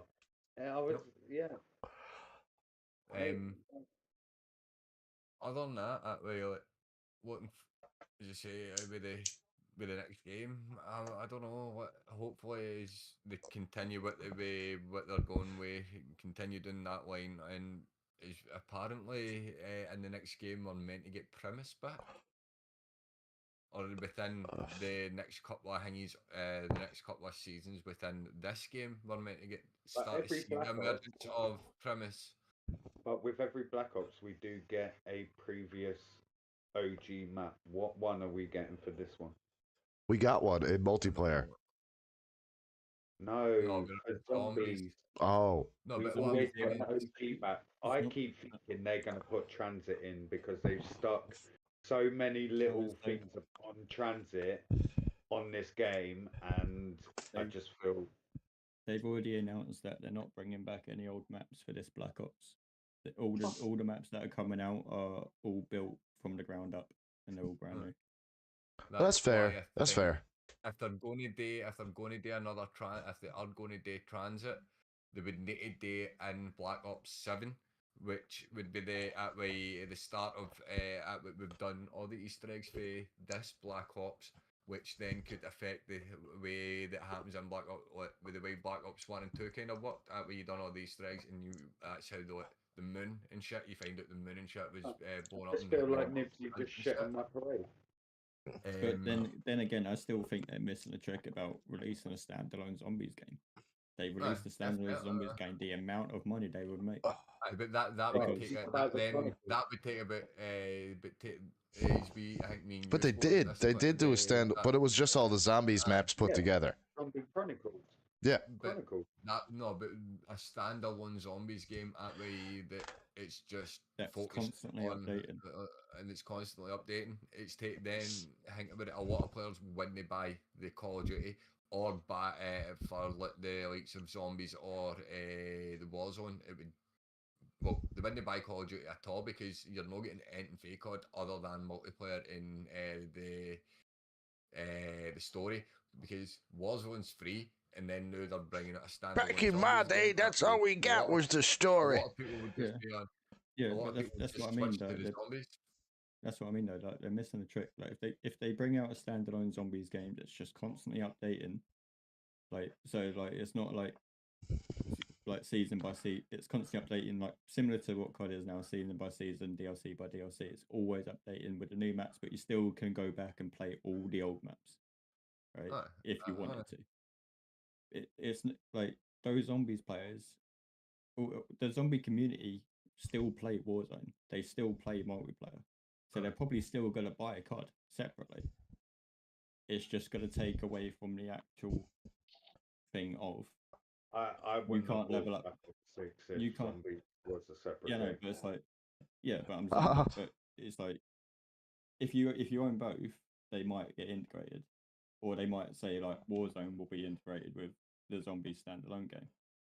The same way it was with Cold War and Warzone before they just joined it all together. But like they're still gonna people will still buy both because it also brings back the actual grind on Warzone and multiplayer for leveling up your guns and shit. Because now you can go into Warzone with a fully decked out thing your first match in because you've just sat in zombies for 2 hours leveling up. That's what I did. Whereas that's what we all did, boys.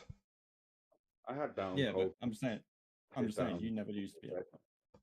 On Cold War you could, but you never really used to be able to do that. You had to level up your guns in Warzone.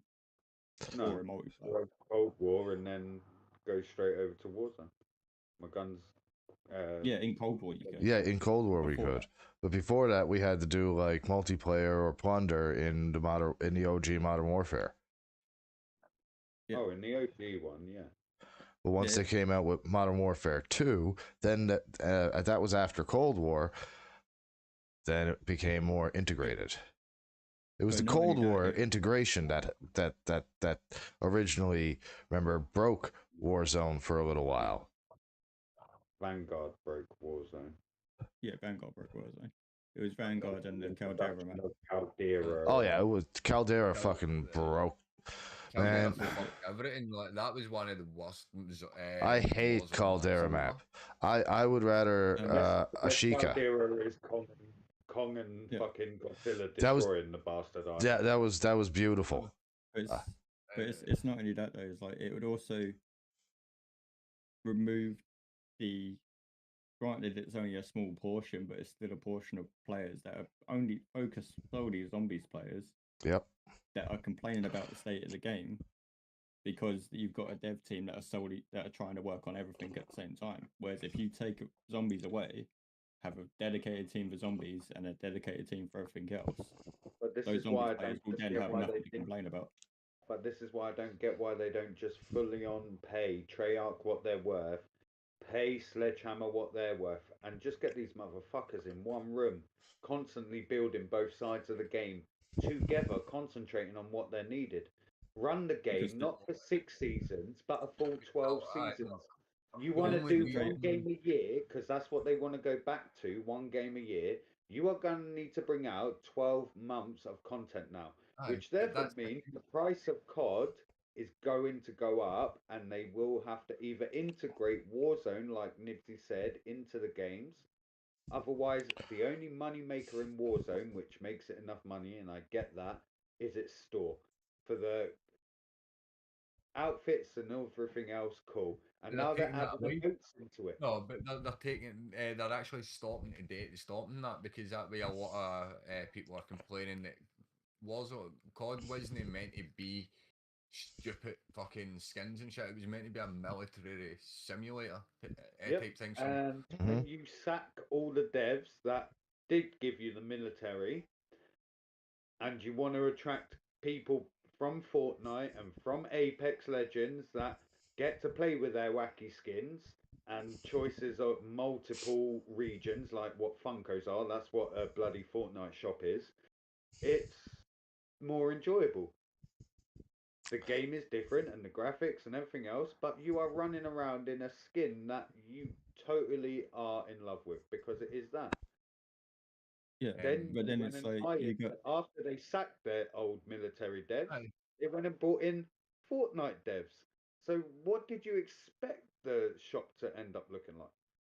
Yeah, but then they're fighting a losing battle though, because obviously you get people complaining because they want new skins, they want better skins, they want more vibrant skins.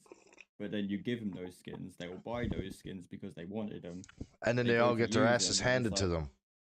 Yeah, because they can't see shit, or the skin's too bright that you just get seen through fucking everything. They're like, well, this skin's shit. Or you get your Terminator skin. Aye, and that's what I was just about to say. You get skins that are paid to fucking win. What was the one from Rose? The Boys. No, Rose was another one. The Boys. Black Noir. Black Noir. It was in the original. Oh, in the original, it was a thing. Was full on black.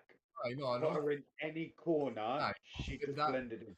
But Rose wasn't paid. Rose was a free fucking character. Battle pass character. And then after that, you had to go and buy her in a group.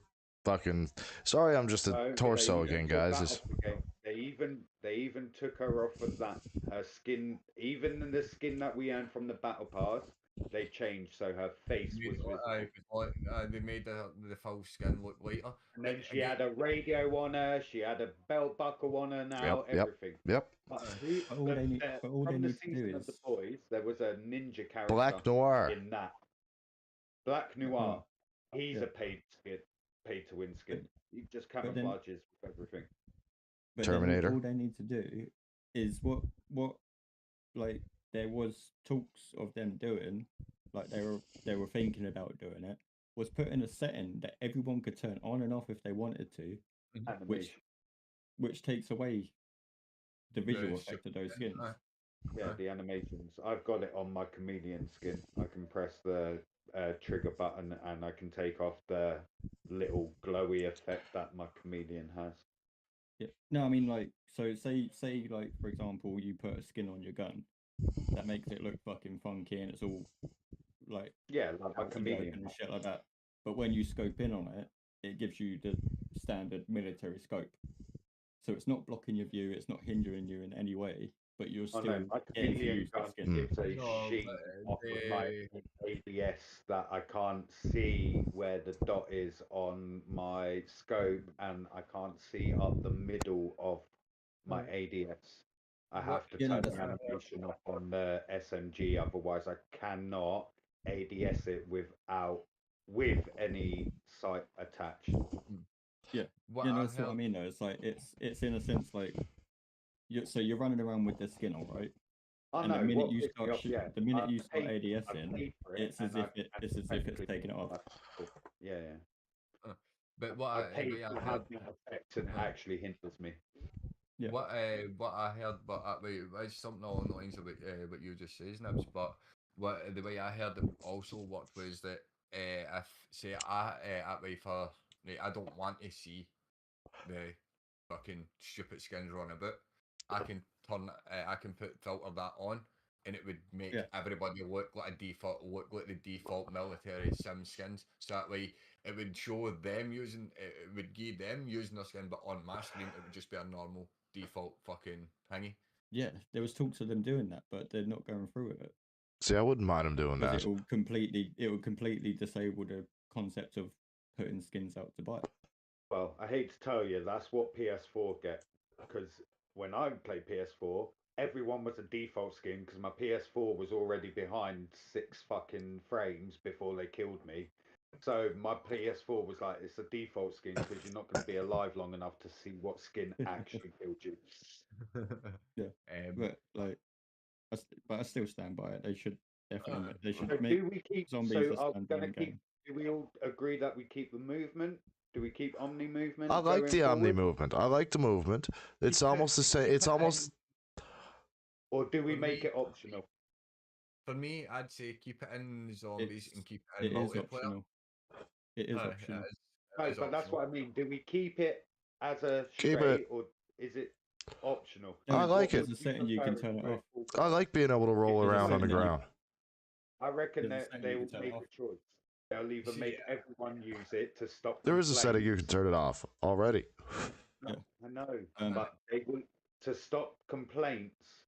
They will take that option away and make it either none, or they will make everyone use it. The way I think it should be done, right, is that we keep it to zombies and multiplayer, but turn it off on.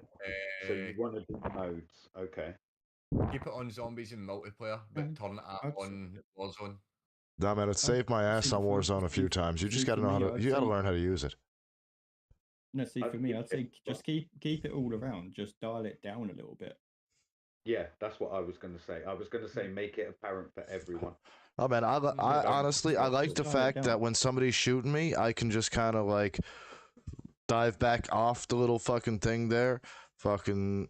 Yeah, lay on your back. It's been an amazing concept. I like it. I do like certain aspects of it, but what I don't like is these people that are fucking heavy sweating out why fucking sliding round corner. But that's Call of Duty, bro. Dude. We had it with the bouncy bunny hopper shooters. We had it with the fucking ducking shooters. No, I still do. Now we've got it with sliding bastards. It is different. No, but that's what I mean though.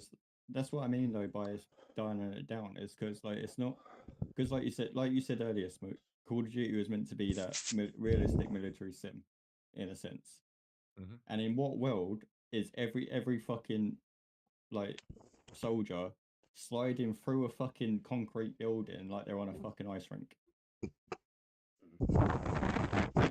So dial it down, make it more realistic. You know, like you're in fucking like whatever outfit you're in, like you're just in. So you want to take away the slide canceling? 50 feet through. No. So not get rid of it. Dial it down. Reduce the distance. Because you're not going to be sliding 10, 15 feet in any fucking outfit. It's like people in Rebirth and Warzone actually have PhD slide on, and it's not even in the bloody game. Yeah, but just dial it down a little bit. But again, at that rate, the way I see it is that way rate with it. Just say keep it in hingy zombies and multiplayer, right? Because it's more hingy that way. You don't need it in in Warzone, because most of the time, as we all know, we're either sitting up in a building, fucking shooting, fucking sniping at people, or we're sneakily moving through the building. We're no sliding fucking thingy. I don't get me wrong.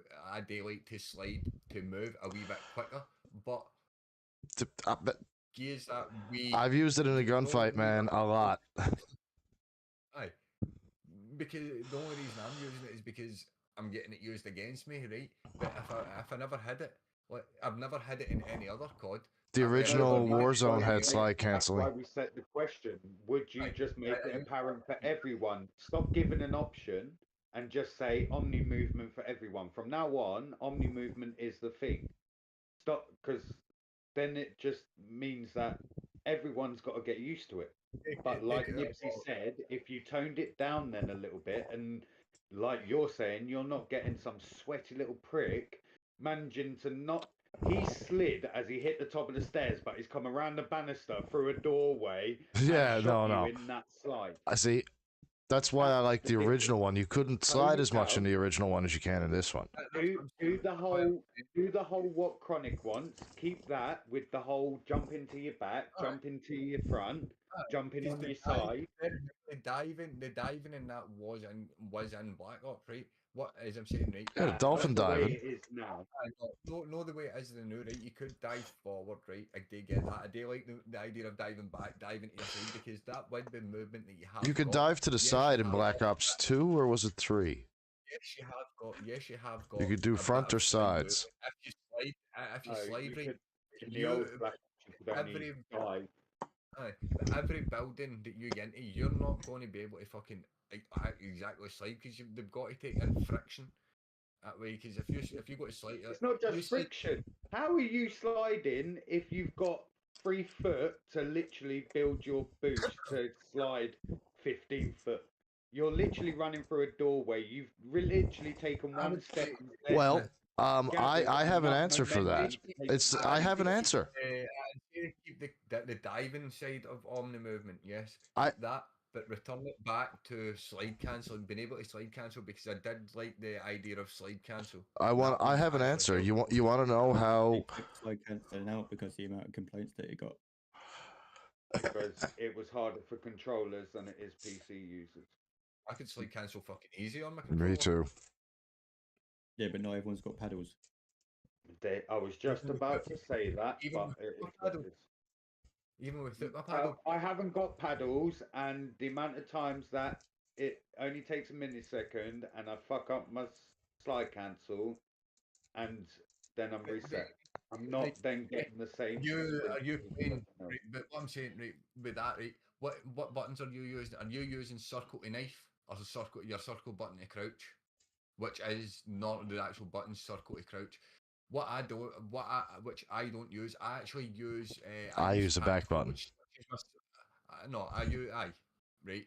But as I'm saying, I've switched my controls around, so that way I use tactical, which makes my right analog stick my crouch and my slide button, so I do not need to remove my thumb to press fucking circle. So that way my two back buttons, or my jump button, which is A, and my knife button. Once again, a button that you would have to remove your finger to touch. So once again, that's still giving you an advantage. What's the other one doing? Knifing, but I very rarely knife. No, that one makes sense. I don't get why you wouldn't have one doing slide and one doing jump. It would make. I don't know. My analog stick is my controls for my sliding and shit. So I'm no that way I've got full control of where I'm moving with my slides. It's like Fortnite. Why I use my aiming with the analog. I use everything on the analog that way with my aiming and all that. So that way my crouch control is I just need to put my analog stick into crouch. That way if I'm in a gunfight, if I'm mid thingy, that way I can dive and lie down. That's how I was able to fucking jump shot and crouch, prone. Back in the day, that way it would be the jump shots. That way I'd be able to jump shot cunts. That way dive shot people without hanging, going prone without actually having to click. It would just be the click of the analog stick and I'd be done. Yeah, I used to drop shot That's how I used to drop shot motherfuckers. The only reason I say dial it down though is because not everyone can get, not everyone's used to it. Not everyone can get used to it because they just can't react fast enough. So that's my controller. This here, my right analog stick controls my camera movement plus my crouch movements that way. That one there is my A button, which I use every so often, and then that one there's my B button. So I'm just running. While I'm running, that way I've got that to use my control, but I'm always using my analog stick to move about, and then that way clicking that in to slide. Mm-hmm. I've got more control with. So in other words, after your amazing demonstration, then you're agreeing that you have an advantage over myself. When he doesn't have pedals. But that's the thing. Which was my original point. That's all I agreed with him. I agreed with you that I have an advantage because of my buttons on the back. I mean, yeah, and that's what I mean. That was my original statement. I get that the way that you game, and it's cool. You have paddles. That's point. But for me, but again, without the paddles, it does make bunny hopping, drop shotting, and slide cancelling. It did make it a little harder. No, you can still, if you set it up right, you gotta do claw. No, as I'm saying, you're drop shotting. That way, that's what the tactical buttons help. That's how the tactical buttons help. That's what I was trying to get. Your tactical buttons, so your drop shot, instead of taking your finger off to press your crouch button, which would be B, you change to tactical buttons. It keeps everything the same. The only buttons it switches is your crouch and your knife button, which you're instead of clicking your analog to knife, that now becomes your crouch, and your B button or your circle button becomes your knife. And then from now on, every time I want to assassinate someone, I'm going to be sniffing their ass. I forgot that I switched the buttons over. I'm just going to be like this behind them. It does take like a couple of months to get used to. It does. Games to get used to, but trust me, it does quicken your reaction times so much better. Well, that's like the reason why my bumpers, I go through my bumpers on the controller so fast is because I've got this set up for my ADS and shoot, and then down here is my throwing knife and my stun. Once again, I've got a normal controller chat, and I literally use the buttons that it gives me. With your normal controller, all you need to do is change to tactical button, the tactical layout, and flip your bumpers and flip your bumpers and triggers. It'll be better. I would to point out that you're all trying to tell me that. I feel like you're all trying to tell me that I'm the one that lets down this team. No, you clutch. I've got proof on this channel right here that this man clutches. Really? You don't what? You don't think I got proof? Go check out my shorts. Because I used to play like yours as well, but play like you as well. You like me? Both of my controllers, neither one of them have paddles, and they both got fucking major stick drift on each. And one's missing the fucking rubber on the analog sticks.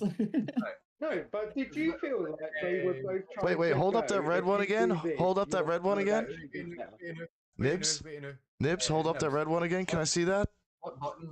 What button settings do you use? Do you use the classic button settings, or do you use the tactical button settings when you play COD? That's the only thing I want to know. That way, when you're dead in the thingy, you're the same as me. You use classical. You use classical. No, you use the tactical. Okay, for a second, it looked like an Eddie Van Halen kind of thing going. My crouch button's B. Yeah. All right, so see, both of you. I'm just saying, it would benefit both of you in a way. See, now Knibbsy needs to get better too. He's now picking on both of us. I'm not saying it would. It would quicken your reaction times a lot, honey. Not just using the paddles, as I'm saying. There is I just find tactical helps a lot with a lot of people in quickening their reaction times and shit. Keep digging the hole, Smoke. Keep digging the hole. Well, I'm fishing, and the fact that he went total defensive for 30-second rant then. Away for all this shit, right? Right, bringing us on to the GTA 6 announcement. Oh man, I told you. Who the fuck plays GTA? This is going to be a quick skim over. That way, all I'm going to say about it is, yes, I am not happy, but I think fine. I've got time for a rank match on Pokemon while you talk about this. Yes, I am not happy about it, and it has taken away from a lot of the consumers. But I do see why they've done it, and that's all I'm going to say about it. Shit happens. Stop crying. I'd rather a finished product than a half-assed release like what happened with the online for the original GTA. So to prevent that, let's just, let them get their shit together. I don't want servers to be all fucked up like Red Dead was in the beginning or like GTA was in the beginning. Get your shit together, release a finished product. Boom! And that, which then now brings us on. What did they even announce? May 26, 2026. Next year. It? No trailer, no gameplay, no. just literally wrote a statement and released it to you. Sorry, the statement literally read, sorry that we're not releasing GTA 6 on the time that it's meant to be, yada yada. We're now pushing it back to the 26th of May. 2026. I'm fine with it. They're pulling a CD Projekt Red. They were 8 months out of releasing The Witcher 3. They said it's not ready. Please be patient while we get it ready. They dropped it. Oh boy, was it ready! Aye, right. So I'm home. Right, coming away from all that now. That way, let the GTA 6 start. Back onto the rest of the stuff. Don't tell me what to do. Say one thing on the GTA 6 stuff. One thing. The only thing that will make me buy that game is if they finally do what they kind of indicated that they were going to be doing by buying out 5M and integrating the GTA RP. That is a big part of the online. That's why I'm saying get your server straightened out before you get the online going. That's what's happening. They are because they bought out 5M. They are integrating a lot of the 5M stuff with the online and with a bit of the the actual main story as well. Yep. But I'm just saying that's the only thing that would make me contemplate buying it. I'm probably still not going to buy it. That would be the only thing that would make me go. No. So they are bringing. Hey Kenny, you looking to see some big fat titties, are you? Online, but moving on. The community night again. Fantastic. Loved it. Had a lot of fun. Even though we've only played one game that way, which has been Call of Duty. Yeah, but half the reason why I voted for Call of Duty this time was because I missed the first community night. So I needed to get back, I wanted to get, play you guys and shit, and I'm very glad that I did. How did you guys enjoy my Cali sticks? While Smoke's on camera, I want him to display for everyone. In the first custom game that we played, while everyone is running around with a basic fucking loadout, and this motherfucker is running around with a full kit out, show everyone the way that you celebrated. While no one could see you. Go on, show everyone now the way you celebrated, because we heard the passion down the mic. Do it. Now do show it. the action. Now do it. Go on. There was no action. My man sounded like he jumped up, like he had just fucking team had scored the fucking winner in a Champions League final. Like, what is my guy doing? No, that's what happens when I get competitive at COD. See, community night, right? All for fun, and my man literally just went, "That's what happens when I get competitive. You want to come into my ring? Come!" And we're all like, "We're just here to have fun." Well, no, hey man, there's nothing wrong with a little healthy competition. I mean, I don't mind getting a little bit competitive like Smoke. Now, I mean, don't get me wrong. I'm not gonna scream and yell. I might laugh and say, "Hey, who kind of fuck did I get first place?" Which I did a couple of times. But I had a lot of fun, to be honest with you. I really did.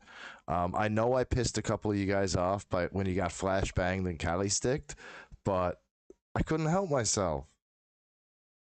Couple of people one or two people might have got a little too competitive and butthurt. So I might have had to show them what happens when you get a little too butthurt and a little too competitive. Chronicus, to be fair, that was none of us. No, I know. Well, oh man, that was none of us. But because I focused. on your team at that point when yeah. You two were, but I particularly focused on two people. Oh yeah, three guys were, but I particularly focused in on one person just because he got a little too grr. Oh, we all did. The minute someone started sweating out in the lobby, we all went, oh, okay. we all turned on sweat mode. But it was fun as fuck. I gotta say, playing with. There were quick shout out to Tina, who came and quickly showed us how not to play Call of Duty Black Ops multiplayer. But honestly, Tina, I will give her due. That's how she introduced herself coming in. I am here to show you how not to play this game. But in all honesty, like she still didn't do bad. She like in multiplayer. She did actually hold her own. Yeah. Has anyone else still got a ringing in their ears a week later from the screams after each time she did get shot? Oh yeah, oh my god. But that was awesome. That was awesome too. Like especially you just stepped on a puppy's tail. Okay, what the fuck was that? Tina died. Okay. But, no, she clutched up well one game. Search and destroy. Yep. Yeah. Yep. So I think searchers are groove more than any other. To be honest with you, because apart from the match that her and Queenie were camping in the same room and didn't realize it, but they were on opposite teams. That was fucking funny. That was funny.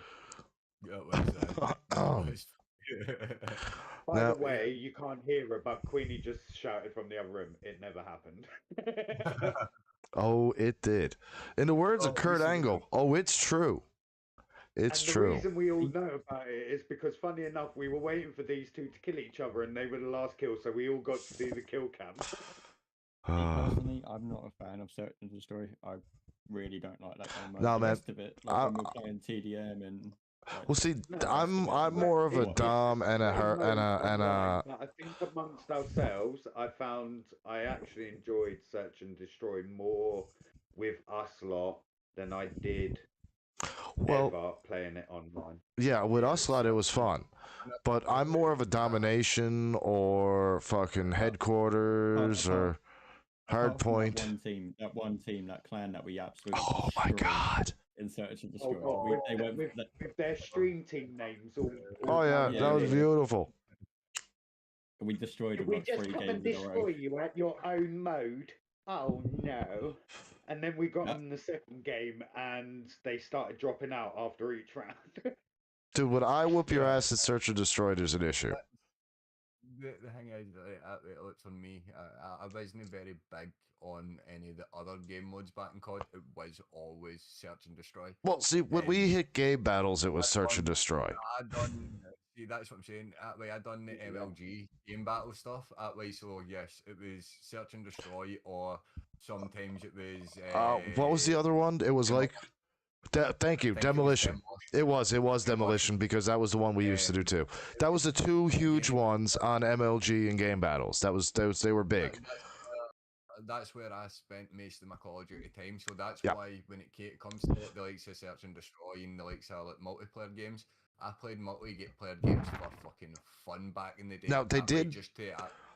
They did do domination. Are we adding gunfight to the? Oh fuck yes! I love gunfight. Gunfight was awesome. Nope. What? You guys don't like gunfight? Come on! I have fun in gunfight. Oh wait, shit. Right. Who won gunfight? I shoot my own partner as he ran past me with a gun that I didn't know I had. What the fuck are we playing? Oh, who won gun game too? I swear this is the gun game.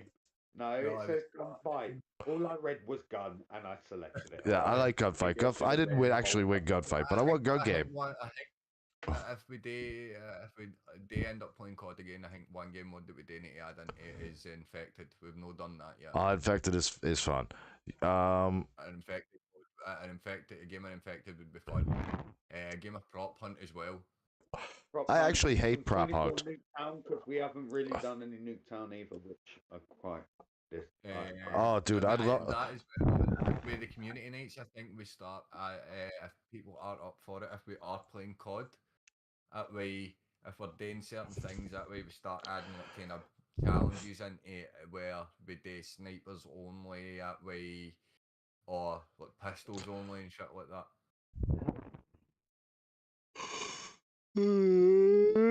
Excuse me, I got a yawn. Or knives only, one-on-one Nuketown. Knives and throwing knives and studs.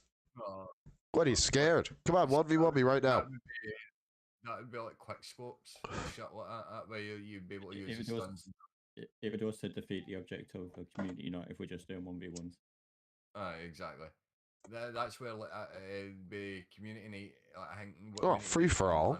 You can do a free for all. If we have got enough, we do get enough people in. We need to get somebody podcasting it, just sitting. Like one of us, obviously, who's hanging out that way. As I say, I would tap. I'll podcast it sometime, man. I'd be happy to fucking do color commentary.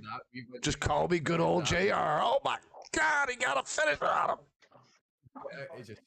That's all you would need to mute yourself on Discord so we couldn't hear you. Oh yeah. When you're commentating. That's what so again. That I would happily do it as well. I would love to do it, like watching. Oh, dude, you could be my king to the J. You could be the king to my JR any day. That way, we would need to have enough that two of us could sit. Got a real slobber knocker here, boss. It's a slobber knocker. Oh my God, he killed him. Killed him. Oh man, JR was. On top of that, like if we get enough people that are interested and they want to play it and they have the game, like there's Among Us, there's Fall Guys, right? There's so many other games. I'd love to play Among Us. I really would love to play Among Us. There's also Fortnite. We know that a lot of our community play Fortnite as well. So custom lobbies for Fortnite, etc. I don't think we'd get that. I think we'd be lost in Knibbsy on that one. Yeah, you ain't seen me install that game again. Why not, Knibbsy? You're the one that fucking loves that game. You like it more than the rest of us. You can get fucked on that. Mate, you're already ginger, so you might as well be the ginger game too. Alright, download Rocket League.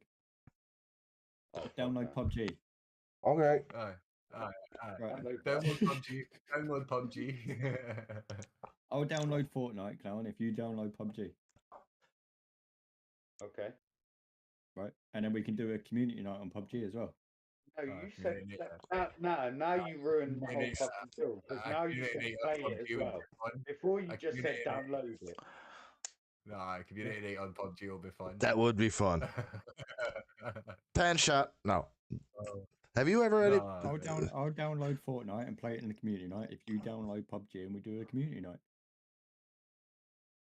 And then you need to play a couple of games of PUBG. Look. We'll me and Knibbsy and we'll show you how the last PUBGians play. No. And I bet you'll never actually show me how to play anything. I bet you'll actually like PUBG. Nah. Not as much as you like to land in that clown's house when Clown isn't on your team.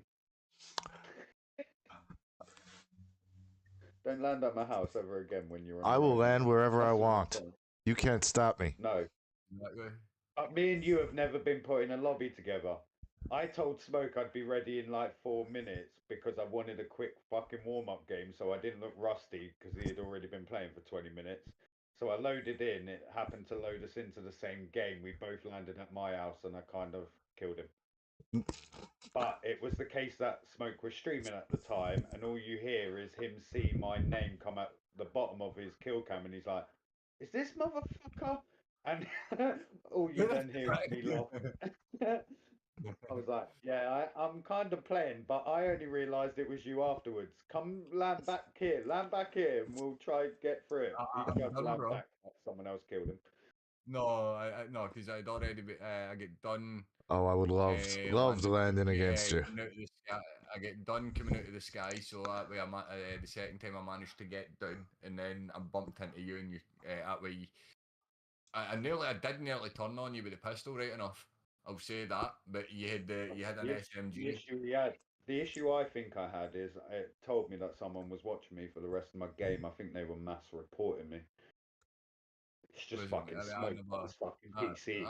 Blatantly cheating. He's blatantly cheating. As soon as you killed me, I left and went into another match. No, you didn't. You were watching me. I was watching your stream at the same time. It's how I knew what you said. We weren't even in Discord. I was like, just give me 3 minutes. And I got a feeling somebody's watching me. From that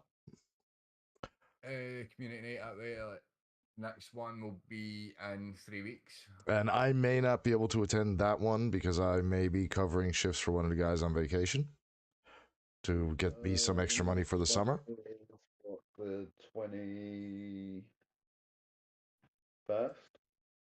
No, 21st would be. Well, this Monday is the most important Monday. No, the next two Mondays are D&D. I know. Oh, no, sorry, 26th, not the 21st. No, sometimes it feels like somebody's watching me. But we have got some exciting news for you, chat. Because we know you love our faces and our banter so much. Well, at least the banter. We're going to bring you some more shows. Are you excited, chat? Because I'm actually fucking excited for it. The TV expands. Started going on about it.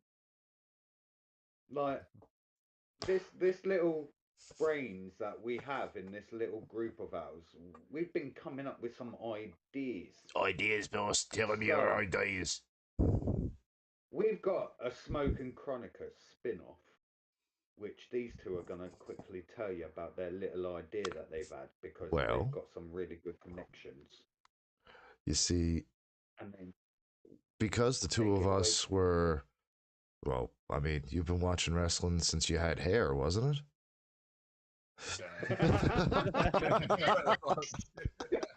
Oh,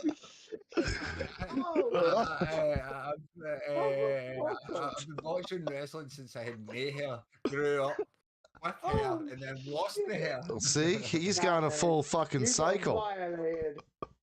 Oh,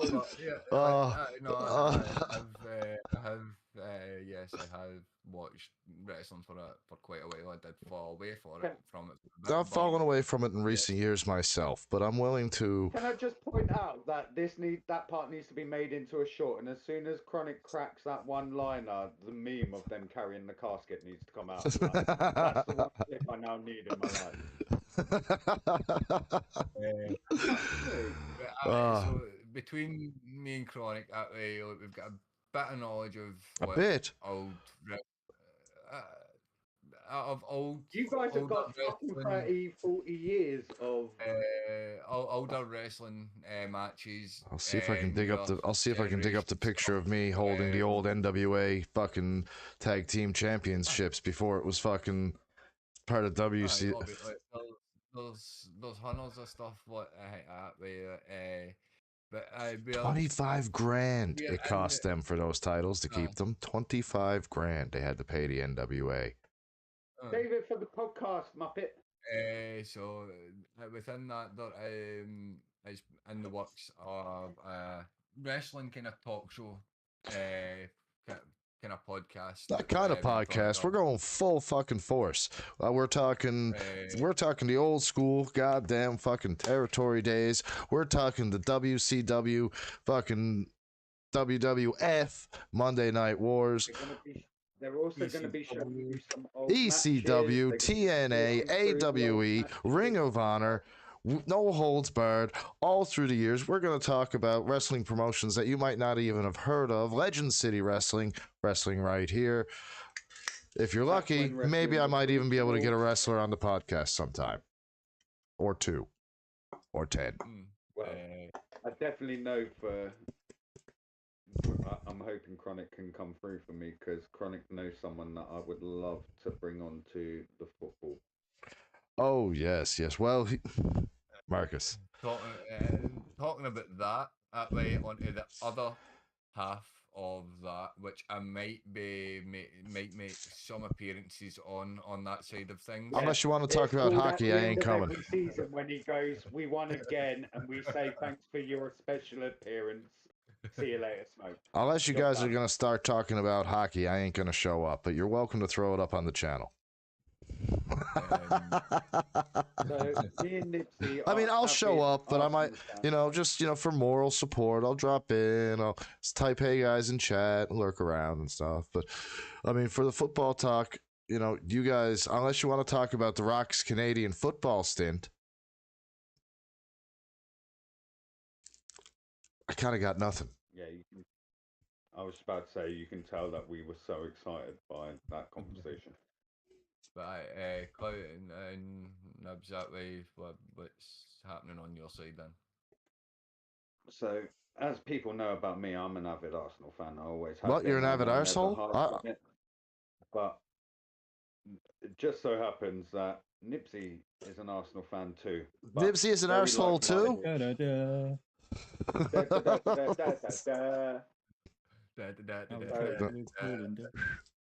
But we are very unbiased. We love our team. We're passionate for our team, but we look at football as the passion, and we call shit out all the time, and it happens to come true. And we're like, damn.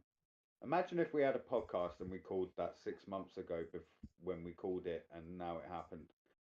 But starting from pre-season, me and Knibbsy will be bringing you a footballing world podcast, which will be about the Premier League.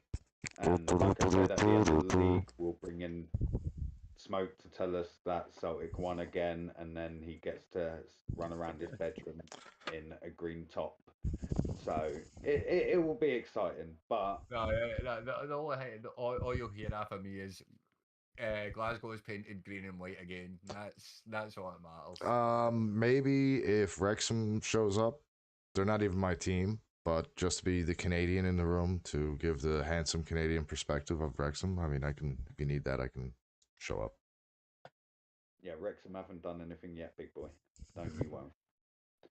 They're not with the big boys yet. But maybe they'll show up. Oh man, that reminds me of old WCW saying, where the big boys play. Fuck. It was mostly where the old men played. Yeah. But we'll be bringing that come pre-season, so that's something that we're looking to bring in by around June, July time, and then as for the wrestling, that will probably be sooner. I'm thinking that What do you think, Smoke? You think we should start catching up on things and maybe get ready for SummerSlam? Cover SummerSlam? Well, Backlash is next. When is Backlash? Is fucking next weekend. 26th. No, I'm thinking once I get. 26th of May. I'm thinking once I get the shifts covered in May, whatever the next pay-per-view is after that, we'll line up to coincide with the premiere of. That way for the wrestling one, then it would be the next big show, which would be SummerSlam, the 2-night event. So we'd need to cover both nights. Yep. Which sounds good to me. I'm kind of caught up anyway. I'm actually going to pick up Netflix.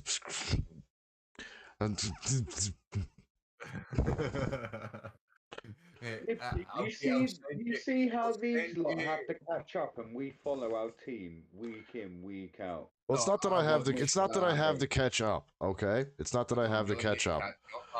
I know what's on the go. I know John Cena's turned heel.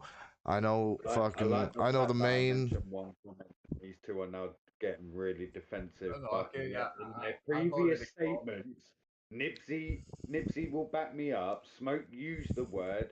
I'm pretty much caught up. What I mean is, like, I want to see the matches leading.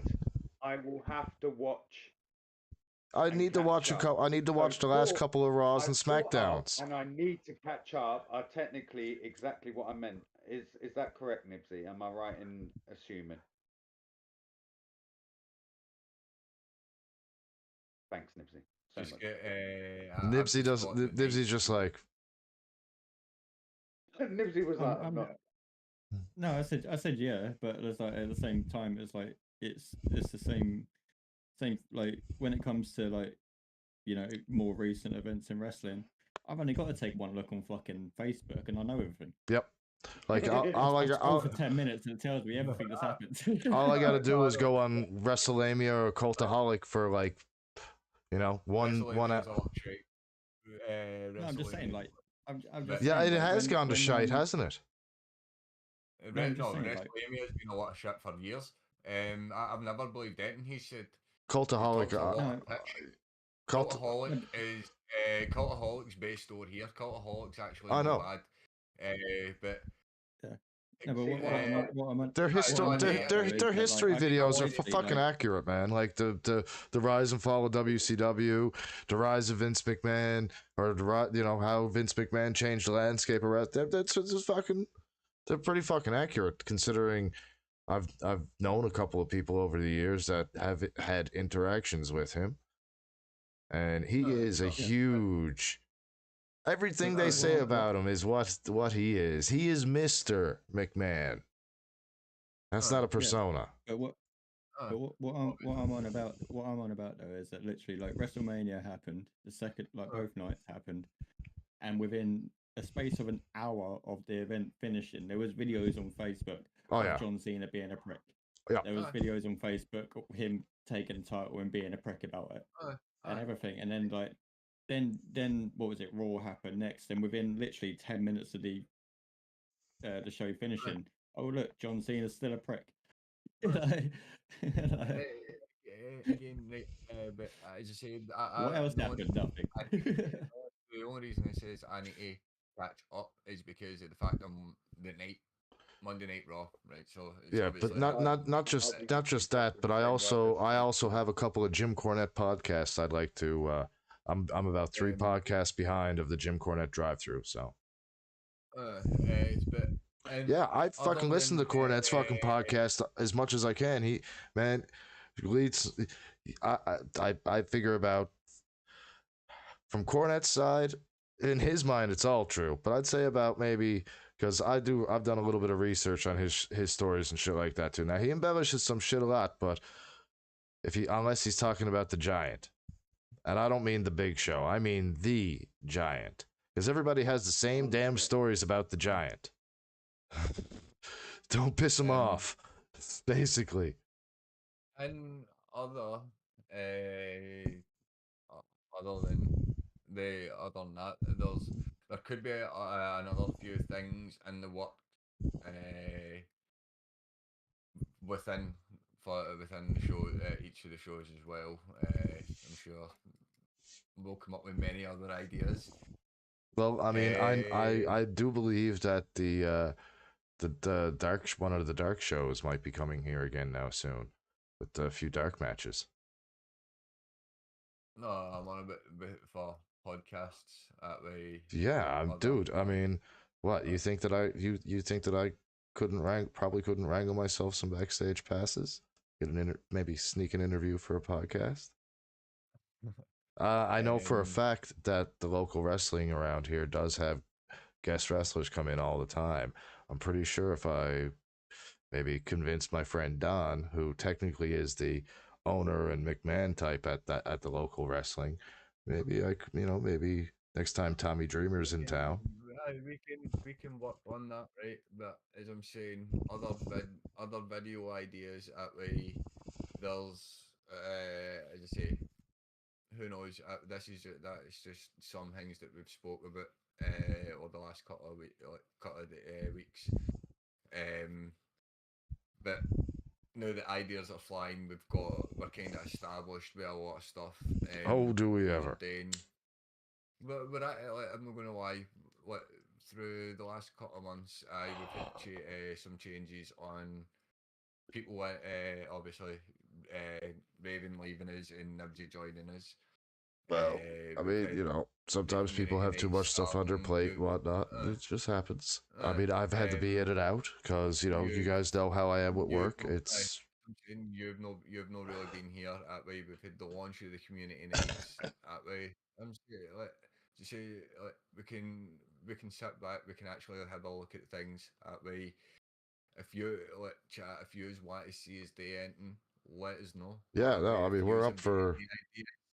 Put them forward that way. That's what the ideas and the chat is for, and the Discord. Yeah, we talk shit about lots of things. We'll talk shit about your stuff too. We don't care. Yeah, remember, War Thunder is a free-to-play game. Anybody on any console or system can download it. No way, man. Come on, you're all a bunch of pussies. Get in a goddamn tank with me. No. Remove the dildo thing from your ass and play a real game. And other news as well, which never will be interested in, is we are back for the next 2 weeks for D&D. The world's favorite bard returns. Let's just say, quick recap for the audience. We partly get through. They nearly met up with Yami. They found they get rejected for meeting them. They then were sent to the Crimson Shadow Fight Pit where they met Sajin posing as Sajin. Made a shit ton of money. Yeah, we got to go back there and make some more. Earned quite a bit of money, yes. We got to make some more, man. Next time we make more money, we go in prepared. From what they have found is that they are possibly being recruited by the Twin Star, as far as they know. Going through the tunnels are test. Going through where they are meant to meet Hiyori.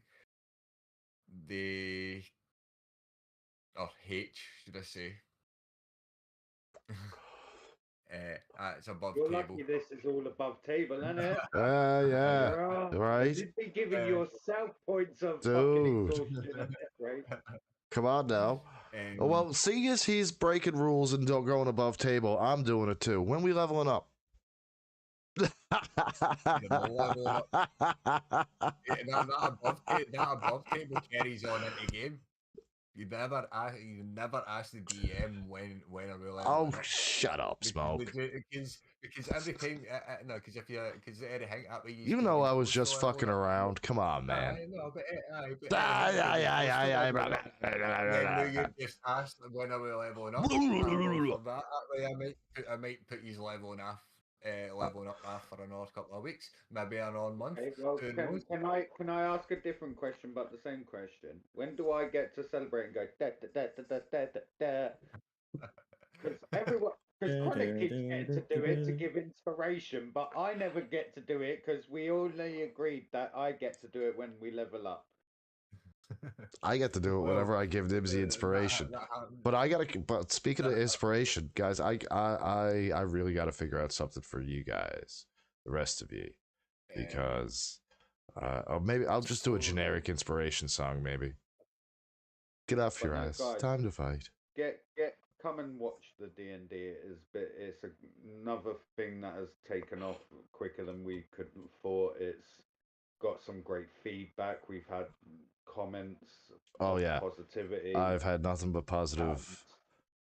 The fact that everyone has said pretty much along the same lines, but in their own words, that the banter between the way we all play our characters off, but they all find that we all have the traits of who we are naturally, and we're playing them out it's been a breath of fresh air to see the positivity. Of course, I naturally play out a musician with addiction problems. At a chip on his shoulder. Me, who's the first time I was a musician with addiction problems and a chip on his shoulder. DM cast silence on Chronic. Clown, continue. Dispel. So a level 9 spell, you get to lower level. Silence. So I have a tome. First time player, I feel like it's something that I've been missing. Everyone used to say, "Oh, you should get into the role player GTA because you'd be good at it." Oh, dude! I don't think even the GTA would have given me the feeling. No, but now you've got a taste. And freedom that D&D has given me to come out of my shell a little bit and enjoy something that. On that note, if we did our own server on GTA and we chose what the role play was, how we kind of, if it is a full life role play. I mean, if you're just somebody, rolling around doing fucking playing GTA, stop. Even bitch. 2 years later, it's not happening. Bitch, you're a bitch. But as I say, fuck. I'm enjoying seeing everybody like how far these are like even within like the 4 or 5 sessions. 4 or 5 sessions four full sessions that we've had. That way, the fifth being like some of them. The fifth being no, I'll leave it out. Right, I screwed up once. Fuck's sake. To be honest, to be honest with you, in the last session, you managed to screw up the first half, and some certain person screwed up the second half, mentioning no names. Mumble. But I'm enjoying seeing everybody come out and enjoying seeing everybody's characters develop. Right, well, as I said, within the short amount of time, even as again that way 4 sessions, for everybody's interaction in that way for the 4 short sessions that we've hit. Well, not even short. That way 4-hour sessions are hangy, but for those sessions to go the way they are for just being 4 the first, that way. I'd be happy to do longer sessions. I mean, a longer session would mean starting early, and not everybody can start as early as fucking Hingy. But for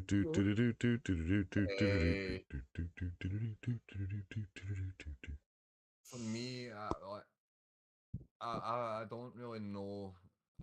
The feedback I'm hearing mainly is from all you like 3 of you really that way, and what everybody else is saying with the banter with all that. Like story wise feedback, I've no had much. I'm just hoping that the story's coming across as good. Yeah, when we have a problem with your story, don't fucking worry. Don't you worry. We will fourth wall you. No, meaning is from like the audience point of view. I've got more of a problem with some fucking mojo prick that blow me up than the DM. No, but what I'm meaning is like from the audience point of view. That way, like, I don't know how they're finding the story or like how they're finding my storytelling. If you get me, like as I said, the feedback that I've had is, can you add subtitles to that person you call a DM because we can't understand a word he fucking says. The thing is, the smoke with with the story and like your storytelling, it's still early days in the story at the moment.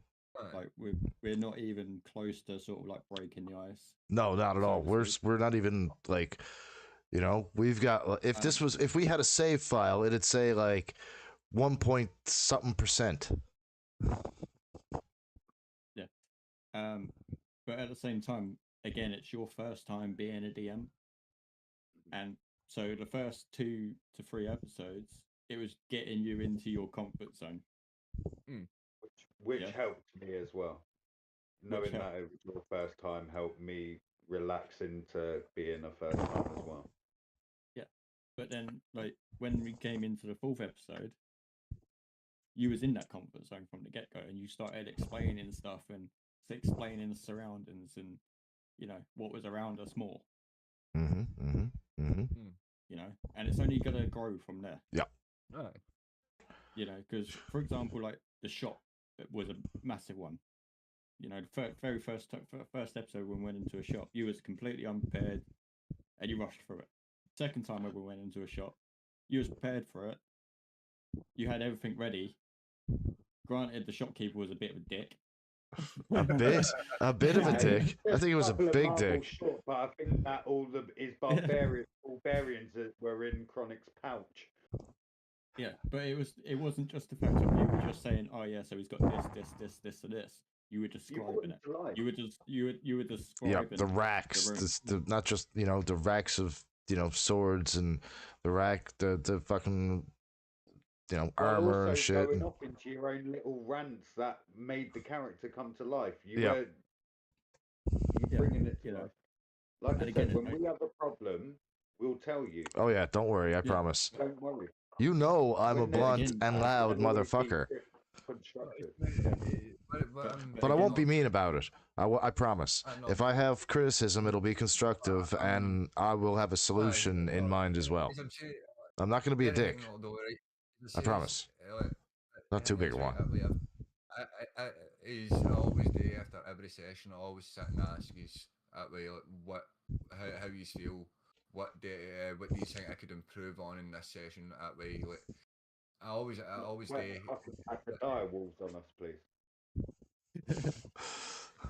But what I mean, like, that way, what I'm saying is, the feedback that way I'm getting, as I said, right, feedback about what all yours play, how we're all coming across and how we're all bouncing off each other is great. I'm loving that. What the thing that, as I said, is I'm curious on is this the way, right? I know the story's still early in development and early in progress, but is like the audience getting the gist of the story the way you are? No, I still feel like we're on a pilot episode. We have literally, like Knibbsy said, we have barely scratched the surface. Yeah, we haven't even really encountered a medium bad. We're understanding circumstances and environments. Yep. But a plot line? No. Not yet. Even above table, obviously. But on table, I'm literally like, okay, so this is all gone a bit mad. Now I'm finding out that the person that destroyed my planet has a whole fucking army. Okie dokie. Why didn't the fucking older tell me that before I fucking came here? Respect. The thing is though, is that even above table, that's what's beautiful about it for us as players, is that we don't know how it's going to go. We've got a rough idea in our own calculations. Like, we've all got our own interpretations how we think it's going to go. But at the end of the day, that's what we're loving, is that we're finding out as the audiences. Yeah. Opinions. Yeah. We are the audience. We are, like, say, the Doctor's companion. We are the plot device for the audience to learn about things. No, I said it from the start. Smoke is the director. Mm-hmm. We are his actors. We are bringing what he has spent his time and effort putting into a script, and it's our job to bring it to life, to set the stage, and us to bring it to life. Mm-hmm. It only works when all of us have that connection, and it is just like everyone has said, and it just works so well. When we eventually do level up, I still need to make that choice of which college, man. He's gonna give us all fucking exhaustion. He keeps mentioning it. Well, no, I'm just saying, a bard's college, man. It means a lot. Am I gonna go swords, lore? I mean, I could go a couple of other ways, but those are like my, I could do a whole fucking anyway. I'm just saying. As well as that for feedback, like obviously we've had feedback where, like, the way we interact as characters with each other, the way we bounce off each other is great. But the main point of that feedback that I took from it was the fact of someone's not even watching the show, they're just listening. And you're creating the environment for them. It's like the old radio shows. That's what, like, in a sense, like the old War of the Worlds. So D&D. Yeah, so it's a D&D show, but it's also a podcast at the same time. The fact that someone can listen to it, close their eyes, and picture what you're saying. Yeah. as a storyteller is Yep. amazing. It is. And it's not just one voice. You've got different voices for your characters as a DM for all your characters that come in, and then you let us just take free reign in scenes where we have that ability for free reign, and then that works as well. And then when it's the greatest example was probably the one that caught you off guard with the Giants. But the way it played out by allowing inspiration and imagination to take full control of what it is purely based on is imagination. I have a feeling that is not the last time we've seen those Giants, too. No, it's not. But at the same time, I don't feel like that is going to be the first, last, middle. I reckon there are 100 moments waiting to happen like that, and multiple per one session. Well, I mean, that's what's made this so special. You guys, and not just for us as the participants and the DM, but for the viewers, like Knibbsy has just said. The fact that people are closing their eyes, and people buy audiobooks all the time, but you listen to one voice. Now you've got a DM that is the audio reader. That's actually why I like the Star Wars audiobooks. They do all the voices. Characters. The DM's adding his characters in there, like the shopkeeper from the other last session. Wacky little shopkeeper that is batshit crazy fuck. Batshit crazy, but my guy is probably a fucking genius. Don't get it twisted. But you played him off, and he plays again alongside us. We are the main characters, and yet you are bringing characters to life off the top of your head, off the cusp, to play alongside us. When you brought Bison in, that first experience of meeting him and the character he is, but never once does it encroach on our imagination and creativity, which is where the balance for this comes from. Balance. We just make a good team. It's just the way it works. It's why most of the shit that we all do together works. I'm in danger. Be more danger in a minute. Danger. Normally, yeah, Sonic's in the squad. What can I say? Someone will watch it. But yeah, so I get at that on the D&D front. Bring it on. Let's start now. Come on. Let's go for a session right now. Mini session. Just us. You got 6 days to get hyped up, chat. 6 days. 6 days, and that way, as I say, you've got Monday. And believe me, chat, we're as excited as you. For the next 6 days, every day, all of us put in the same meme. Is it Monday yet? Is it Monday yet? Yep. That's the D&D memes that are bastard that lets down the side and goes no, and gives us the time, the amount of days, the amount of hours, the amount of minutes, and the amount of seconds until D&D, and we're like, now you've just depressed us. Thanks. Now I'm depressed. That's what happens to Mumbo. Yeah. And we're all doing this. Somewhere around the world, all of us are like, fuck you, Mojo! But as I say, the next 2 weeks is going to be D&D. Next 2 Mondays is going to be D&D, and D&D. As Clown says, he's only going to want to miss how this is going to go. If the guys play their cards right, that way this could go well for them, or it could go cards. terrible. What do you mean it could go wrong? Knibbsy just fucking nearly fell down a fucking chasm that was actually wide enough for him to just step over, but still nearly died. Just don't ask to level up again. Yeah. Right, podcast has ended. Ladies and gentlemen, this is the end. I'm muting Chronic as well, just before he says something. This is the end. But no, as you say, my only as well, friend. I'm going to say above table. I don't think that yours have actually kind of clicked as well about part of this. yes, you have went to meet Yami. There is kind of a side quest within this main dungeon. Yeah, it's to free Yami from the fucking mind control. Don't worry, I'm on to him. Don't you fucking worry about that. I fucking know about that shit. I'm gonna twins head up thing. No, just that though. Who's went missing? The son of the mayor. These have got a cut of that, so within where the party is, there's a couple of things that could happen here. As I say, that's why I'm saying everything could go okay within the next 2 weeks, or everything could go terribly. Ah, fuck it. I don't care how big the room is. I cast fireball. Again,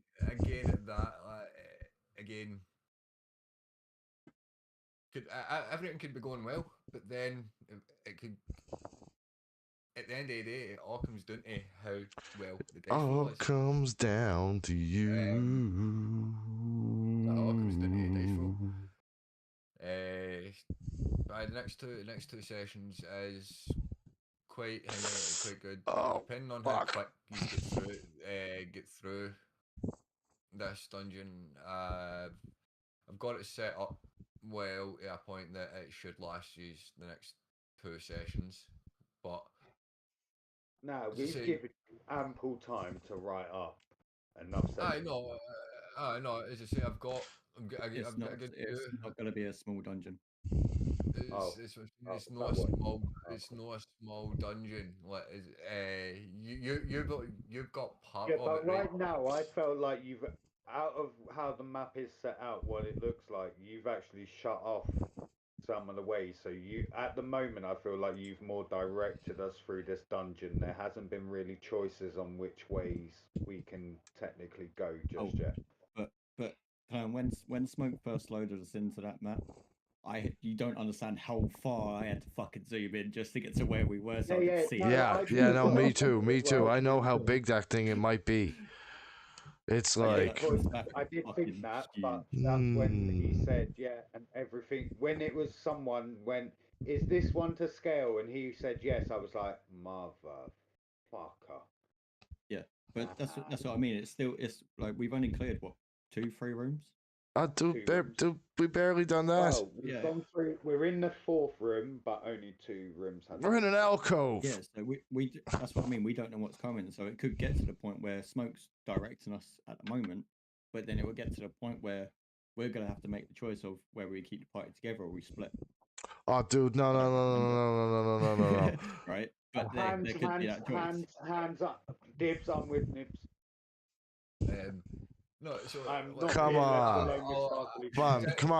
Me and you, dude. Let's go. Me and you. We'll go. Me and you. No. Come on. When you were investigating that way, or everything, within that first where he's found the suit of armor that came to life. Yeah. You did notice there was 2 doors, right? Yeah. But one's see that second door that way. Yeah, you just said it was locked. Yeah, I tried. No. The door at the top that way that was in between the 2 statues. You said it looked like a wall. It wasn't a door. Oh, right, but yeah, that's what I'm saying. You didn't roll high enough on Nanny's head. Because I did a lot of research, two people already rolled something to detect, and when I was doing research on D&D, it said there is no point in all players rolling for the same thing because it just takes the fun away from it. So when I think Mumble and Chronic were both the ones that did it, and when I did it for something else. I'm not gonna do it because if I end up doing it, then it kind of takes away your point that it is magical and it should be kept the way it is. Yeah, I failed to detect a lockpick, I think, or a lock or something, wasn't it? I'm the one that actually sees it, and I make their characters look a bit stupid. So I went with the advice. If you should rolled high enough, that way you would have found out that was a secret door. But would have just it would have cut out part of one of the. It would have cut out the smaller room that he's went into, where the ship room is. I would. It's either one or the other. If one door's open, the other one closes. No. So, if you should detect, if you should roll high enough on the spell thingy that way, and you were able to see it, you would have found the door. You would have found that secret door, and it would have took you straight into the bugbears. You wouldn't have had to have fought Bugbears. through that. You wouldn't have had to have went through the ship room that was locked. The door that Knibbsy had unlocked, was unlocked, and then Knibbsy kicked. Aye, Yeah, Chronic unlocked. The door made Knibbsy look like a bitch, and Chronic just went and then got through. So she's gotta have a soft touch. Wasn't that the door? Was that the door that I rolled a fucking natural 20 on? Yeah, and it didn't budge. Not a fucking, not an inch. Nothing. Yeah. So can I just ask, a door that you rolled a natural 20 on, how the fuck did it stay standing? Considering a natural 20, a natural 20 is considered a crit. Because Smoke didn't give a shit. And beats any DC. Smoke was like, I don't care. Fucking roll your crit 20, and I hope that's the only crit 20 you're rolling. Wait, today. wasn't it a dirty 20? No, mine was a natural 20. Yeah, he had the dragon and everything come across his screen. It was a mag. It was a nat 20. But a nat 20 beats any DC. It's the only dice roll that could beat any DC, no matter what happens, no matter how high it is. So like I said, Smoke just didn't give a shit and was just like, it is what it is. Moving on. Did any of you actually take time to investigate the door? No, you just decided to try and kick it. No, Mumble went up. He said, I tried to pull it. And then he goes, oh, I bet this is a push door. And then asked you, and then said, I try and push it. And you said no both times. So we sent in our heavy hitter, and he naturally rolled the nat 20. And you went, yep, and nothing happened. And then Chronic was like, I think I've got a lockpick. And funny enough, it worked. It was just like, okay. So Nibs can't kick down the door, but Chronic can just unlock it. Okie dokie. That's my only grievance about that whole scenario is the fact that I'm the biggest fucking character. I hit almost pretty much the hardest as a medic, and I kicked the door with a natural 20, and it was like, no, you didn't even look at it. Magic. Yeah, but it doesn't matter the DC with a natural 20. It doesn't matter if it's magic or not. Magic. It just doesn't matter. Still magic. It's still magic. That could have been a fucking 80-foot brick wall, and I would have kicked it through. Magic. Because it was a natural 20.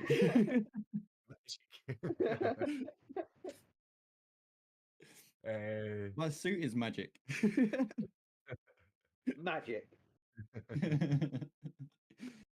But no, it's like, I don't care. It's a bit of fun at the end of the day. If anyone questions Dirk on it though, he's gonna put their face into the dirt.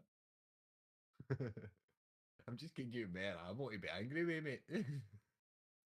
You fucking already given him ammo to be angry at others. Don't start. I've got a reason to be angry with everyone at the moment. No, Joku's thrown off on me. Janice has been trying to fucking pick me off with fucking ball bearings, and he's almost killed me. Sojo's just a prick and has almost killed me. Don't forget he threw up on you. Janice has almost thrown up for me. If it weren't for the fact of I was able to roll out of it and push him at Renji. No, you just picked Renji up and run. Like, they're just all out to get me. It's not that I'm out to get you. It's just that I'm trying to make you lighten up a little bit. You're too serious. Well, Chronic, let's put it this way: above table, I have been making notes, and I've been putting little notch marks next to each one of your names. I bet you I've got the most. I bet you I got the most notch marks, don't I? I bet you I got the most. No, it's actually Sojo. But that's the funny thing. If you don't believe him, I've actually seen this. I believe him. No, man, I believe him. We are pissing his character off something sick. He is like the straight man to my chaos, and I'm. No, don't drag me into this. The only reason I've got even one notch is because of the fucking DM.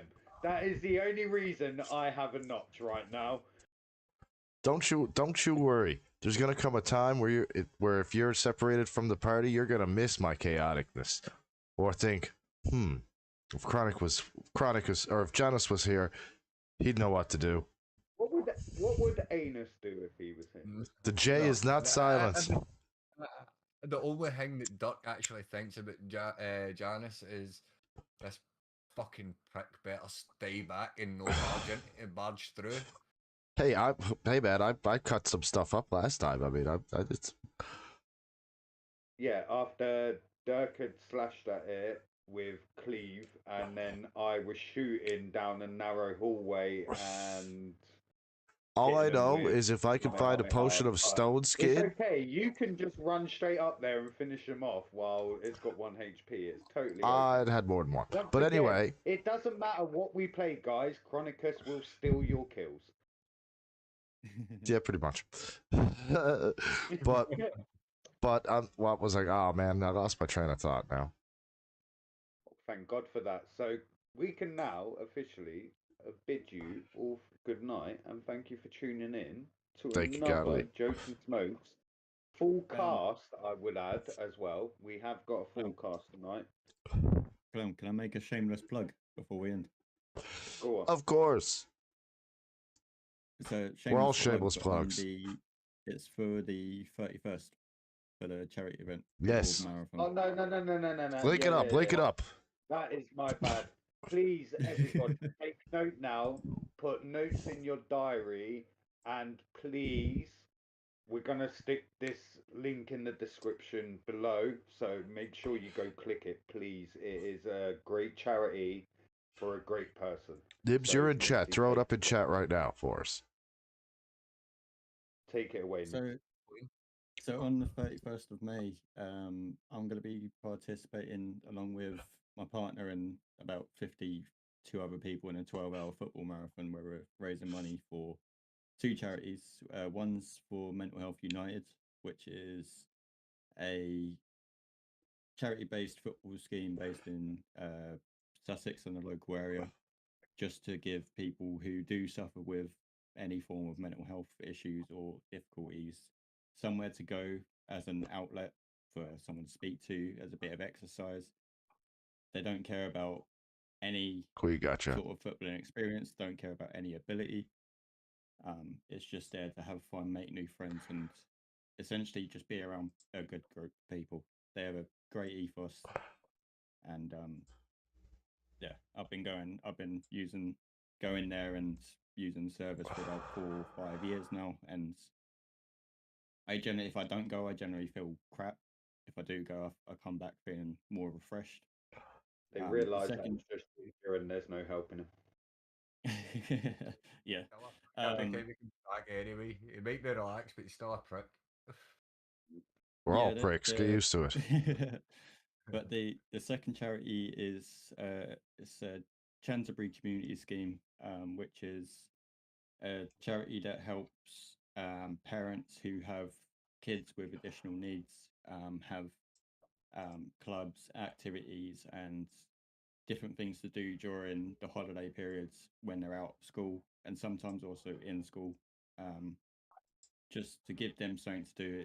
It helps fund those activities, as well as it helps get those kids paired up with a buddy with other kids that don't generally have any additional needs, but it's to help them develop and grow and just be a bit more social and give them something to do, whereas they wouldn't be able to go to if they went to other activities. They'd feel a bit singled out.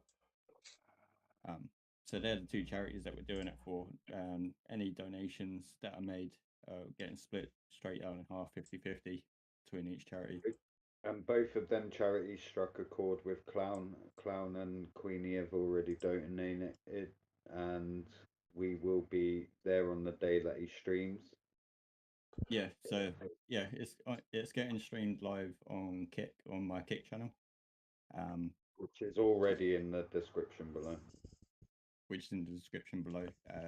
Aiming to stream the full 12 hours as long as my phone lasts. But yeah, no, it's going to be a good event. And the link as well is in the description for you to donate. For your phone to last the full 12 hours, I'd probably. I'm going to have a cable and an extension cord. The only way I would last the full 12 hours playing football was probably meth. I was thinking, even at that, I was thinking maybe linking Jess's phone, your missus's phone, that way, your kick, so then that way you'd get that back up, so it would just be a case of switching. What if your phone runs out, switch over to her phone's worse than mine did. Her phone runs out in like an hour. Either way, most of it, or some of it, or all of it will be streamed over on Knibbsy's Kick. So please go donate to the two great causes. Give him the inspiration he needs to know that he's doing it for a good cause, even though he loves the game already. So he doesn't need an excuse to go play football.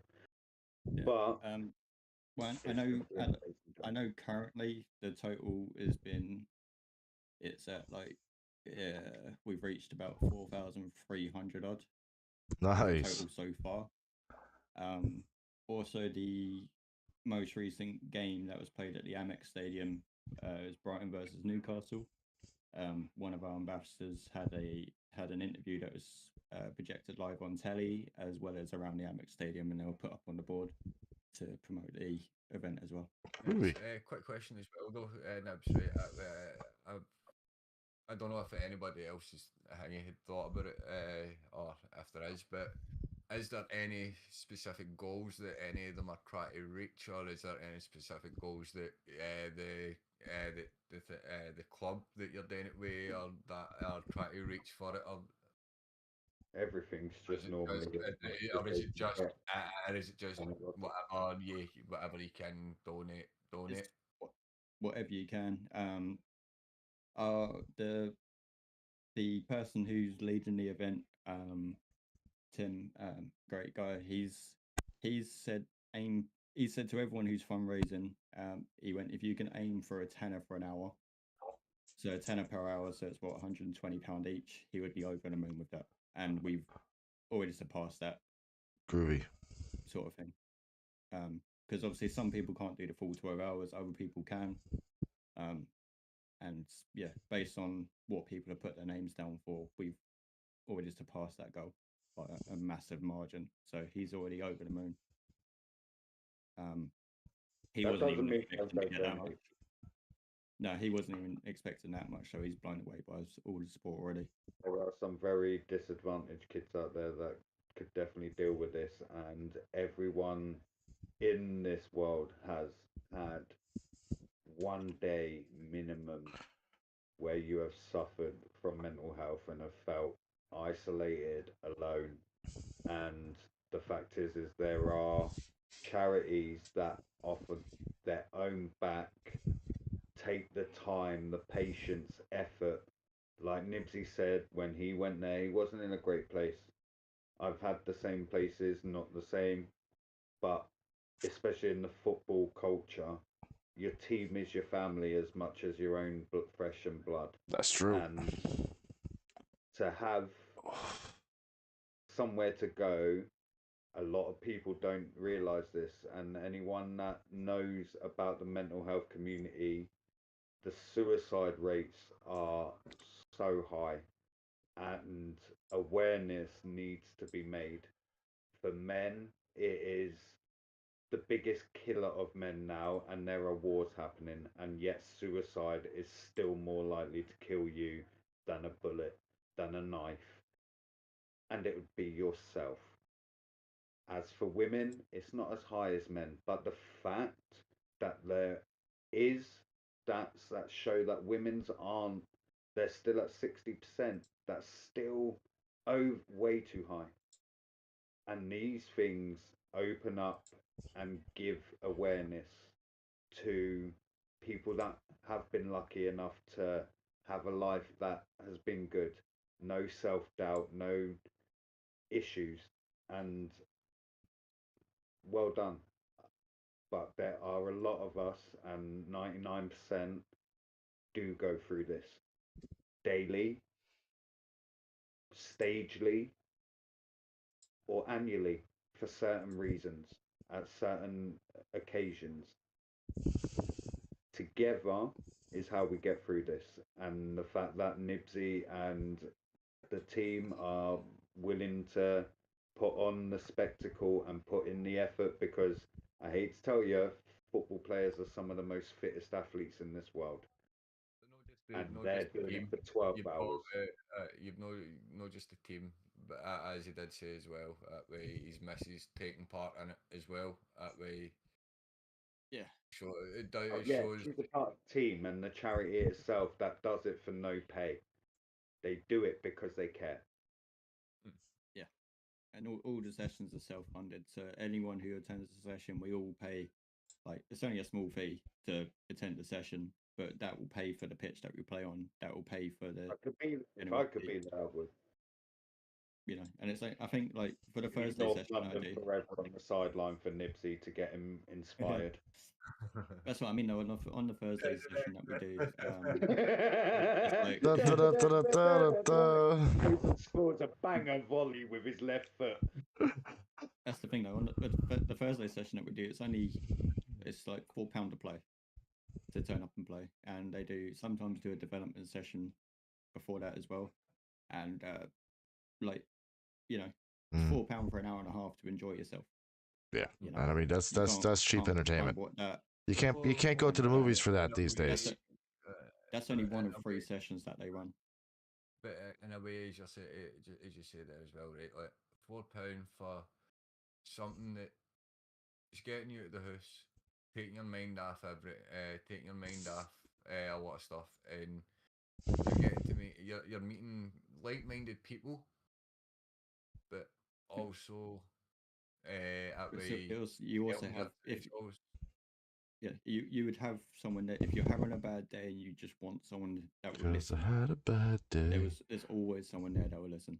Anyone who goes there, they're always willing to be that person, just to stand there and listen to you, offer you advice if you need it, putting you in the right direction for the help if you're asking for it.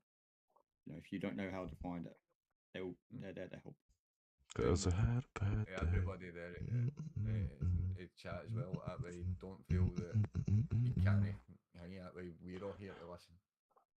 And I think Knibbsy did say everything that there will be links in the stream for it, and donations can be made in stream, etc., etc. If you don't want to make yeah. Us as mods, that way within Knibbsy's chat, yeah. We'll have it in. Nibsy will obviously be preoccupied with playing football, but as for myself, you will have Smoke, you will have Queenie, you'll have others that will happily be there to help and guide you if you need any help on the 31st on the day. As well as, like, if, for example, like, I know it's a massive, like, copyright laws and all this lot. I'll announce it now. If anyone wanted to stream and just put my screen up, just to sort of, like, in a sense, do a watch party, you're more than welcome to. Like, I ain't gonna go, oh, that's my content, take it down. I'm suing your voice. I don't care. Well, it's just, and if he does, it only goes towards the charity. So it's one of them. Well, that's something that I've always said about our podcasts. If somebody is watching and they want to, you know, do content on our content, I'm never gonna, you know, fuck with them for that. That just brings more people here. Leave that old Scottish prick alone. Only we're allowed to call him that. That's right. I'll fucking gut you. Like a fucking fillet and a goddamn fucking catfish there, buddy. I'll take you down. I fucking swear to God, I got the fillet knife over there ready to go. Bye. That way, from always here. That way, is it Monday yet? As well, definitely going to the get it out, man. Aye, donate to the 2 great charities that Knibbsy is going for it at the end of the month, and that's a good night from me. And a good night for me. I can't wait to see everyone in D&D. I'm gonna try and rhyme some more in those tunes I play. Hopefully you'll come and stay. One love from the clown. And a good night and a God bless from me. And on that note, Peace everybody, out, bye now.